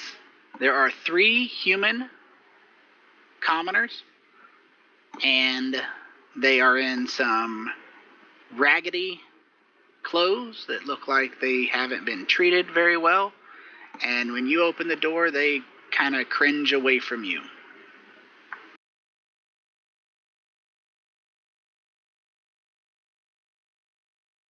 We're not here to hurt you. We're here to set you free.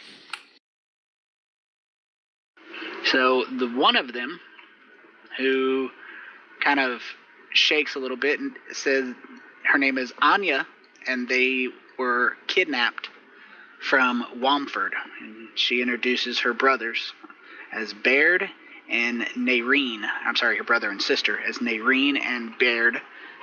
They have all 3 of them been kidnapped from Womford.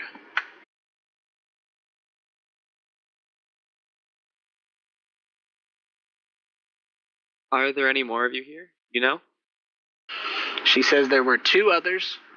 They attempted to escape, and Jolivar had them whipped to death.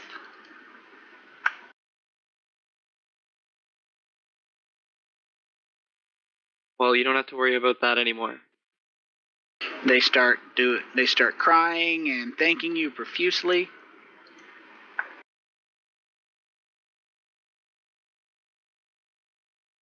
They tell you that they heard the fighting. They hoped you would rescue them. They tell you that there are many others who will be coming to help in the fight. If there's been noise, it would have roused the keep. As the, main door thuds ominously in the background. Correct. Did they say that was people to help or people to, stop us? More bad guys. More bad guys. Okay, cool. They tell you that they will help you as best they can, but they can't fight. They can stand behind me all day long. I'll take the brunt of the force for them. Okay. Matt, did you want something? Yeah, how many people can fit in each boat? Maybe 4. That's pushing it. These are just rowboats. Time for some heroic last stands, boys. I'd say so. We'll hop back up to Dibble. You go through the secret door there, and as you step inside, a large semicircular room occupies the western half of this floor. 3 narrow windows look out over the countryside to a 30-foot drop. There's a plain wooden bed, small wooden table, a couple of chairs. Several large chests occupy the southern corner of this room, not displayed. Okay. I'll run over to the chests and open them in quick succession. Okay. In total, you find a pouch with 15 blue gems in it, 600 silver pieces in one, and 450 gold pieces in another.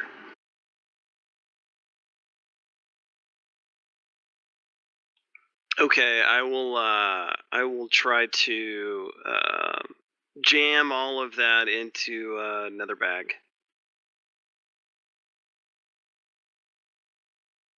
Okay.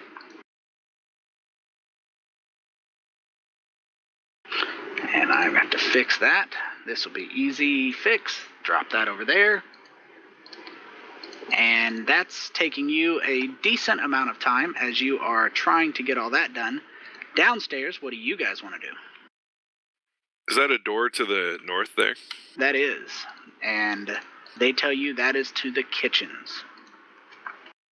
Oh, okay. Do they know about the door that's also, to the north? To the kitchens as well. Oh, okay. Cool. All right, then I guess I'll just go back out here. They are definitely a fan of leaving. They tell you there is a priest who serves the keep. They are required to attend his daily dronings, but she has power to control the water. while you guys are taking your 3 prisoners, which for the record, you guys were probably following about 15 prisoner tracks. So this is definitely not the full group. And this group says they were kidnapped from Womford, for the record. At this point, Oglavone and Lady Shaban, you are rowing up, and give me Do this, I'm doing the sign. give me a perception check, please, as you row up to the landing. Okay.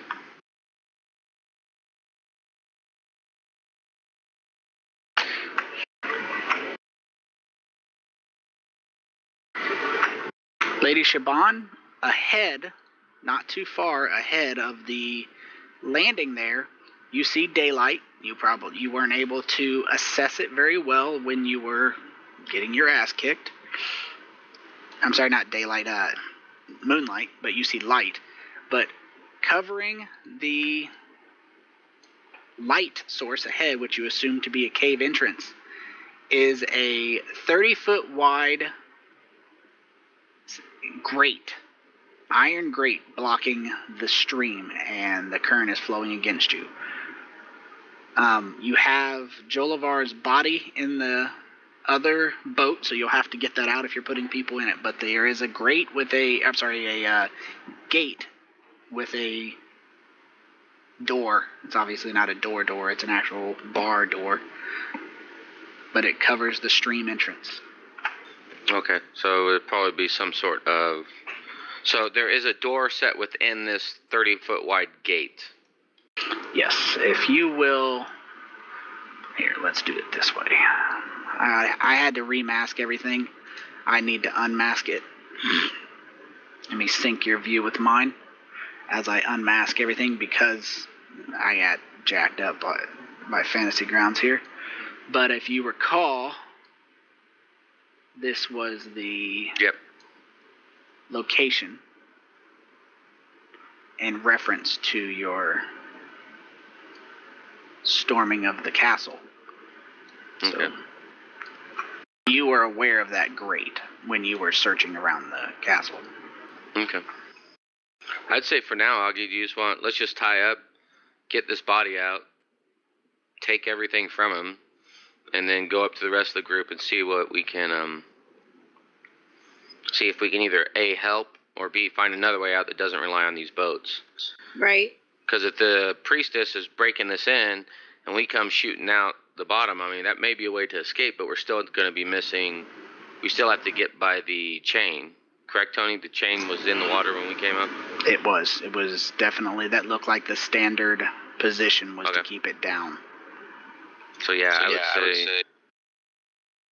Keep this as a backup. At least we can get where that small boat is on the big map, and then maybe sneak, because I mean everybody's probably converging on the keep right now, so that may give us a chance to sneak around. Okay, that makes sense. But yeah, we'll do that then, Tony. We'll grab the body, loot him. Is it safe to assume there, Dimble, that you're coming back down? Oh yeah. You want to just check to see if there's any activity by the other door we barricaded first? Yeah, I will run over here and peek my head in. It doesn't appear there has been any activity by that door. Look out the arrow slit. Yeah, that might be our escape then. I'll look out the arrow slit. 1 second. I got quite a few maps up. Let me pull up number 2 here. That's not it. There we go. That's a window, but common. On the walkway, the guard, the battlements, you see 3 guards, and the body of the guard you slew. They are facing outward, 2 of them. One of them is facing the door. All 3 of them have javelins. They don't look like they are having readied actions, like they're expecting someone to come out the door, but they look like they are, in essence, guarding the door, like they have been assigned to guard duty. There are 3 of them, and they are on high alert. These arrow slits, are they wide enough for people to get through or no? Maybe Dimble. The rest of you know, especially not Augie. Yeah. I mean, I mean, let's be honest. He probably has like 3 breakfasts. Right. I can try shooting a couple of them through the arrow slit, but I'd rather probably just go through the door. I mean, not taking cheap shots at you, Augie. I mean, a man needs to eat. Question. Yeah. Could we potentially widen the arrow slits, or is that These are If we your had made. gunpowder, maybe. If or, you, yeah, or a Goliath with a maul? it's going to take you some time, and you could do it. But I'd be willing to bet that the wooden door that's been hammered pretty solidly is going to give before the stone does. Hey, Tony, did you put in the party sheet the crap the werebore was wearing? I have not, but I am Okay.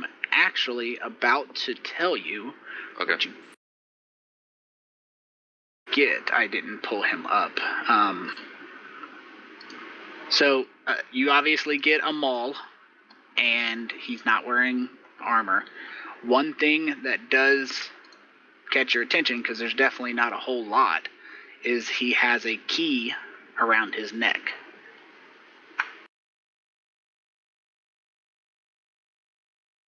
Okay. Definitely take the key and the maul. And a cursory inspection, does the maul look well made, or is it just like Augie's? It's actually a little crappier than Augie's. Okay. Have we seen a door this key might fit? It looks like a skeleton key, and no, Okay. you haven't.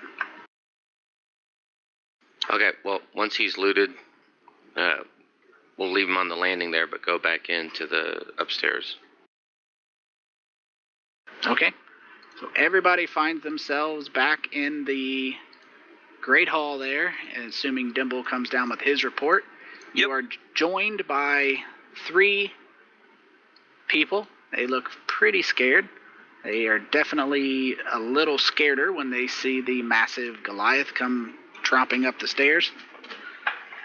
And I'm gonna open the kitchen door too, Tony.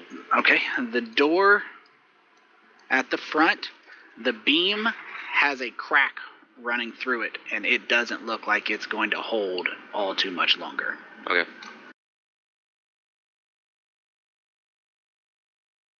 I can create an image or an illusion that is no larger than a 15-foot cube. It's a silent image, but if we wanted to hide, I mean, that is an option as well. Is there anything in that kitchen, Tony? Any other humans or anything?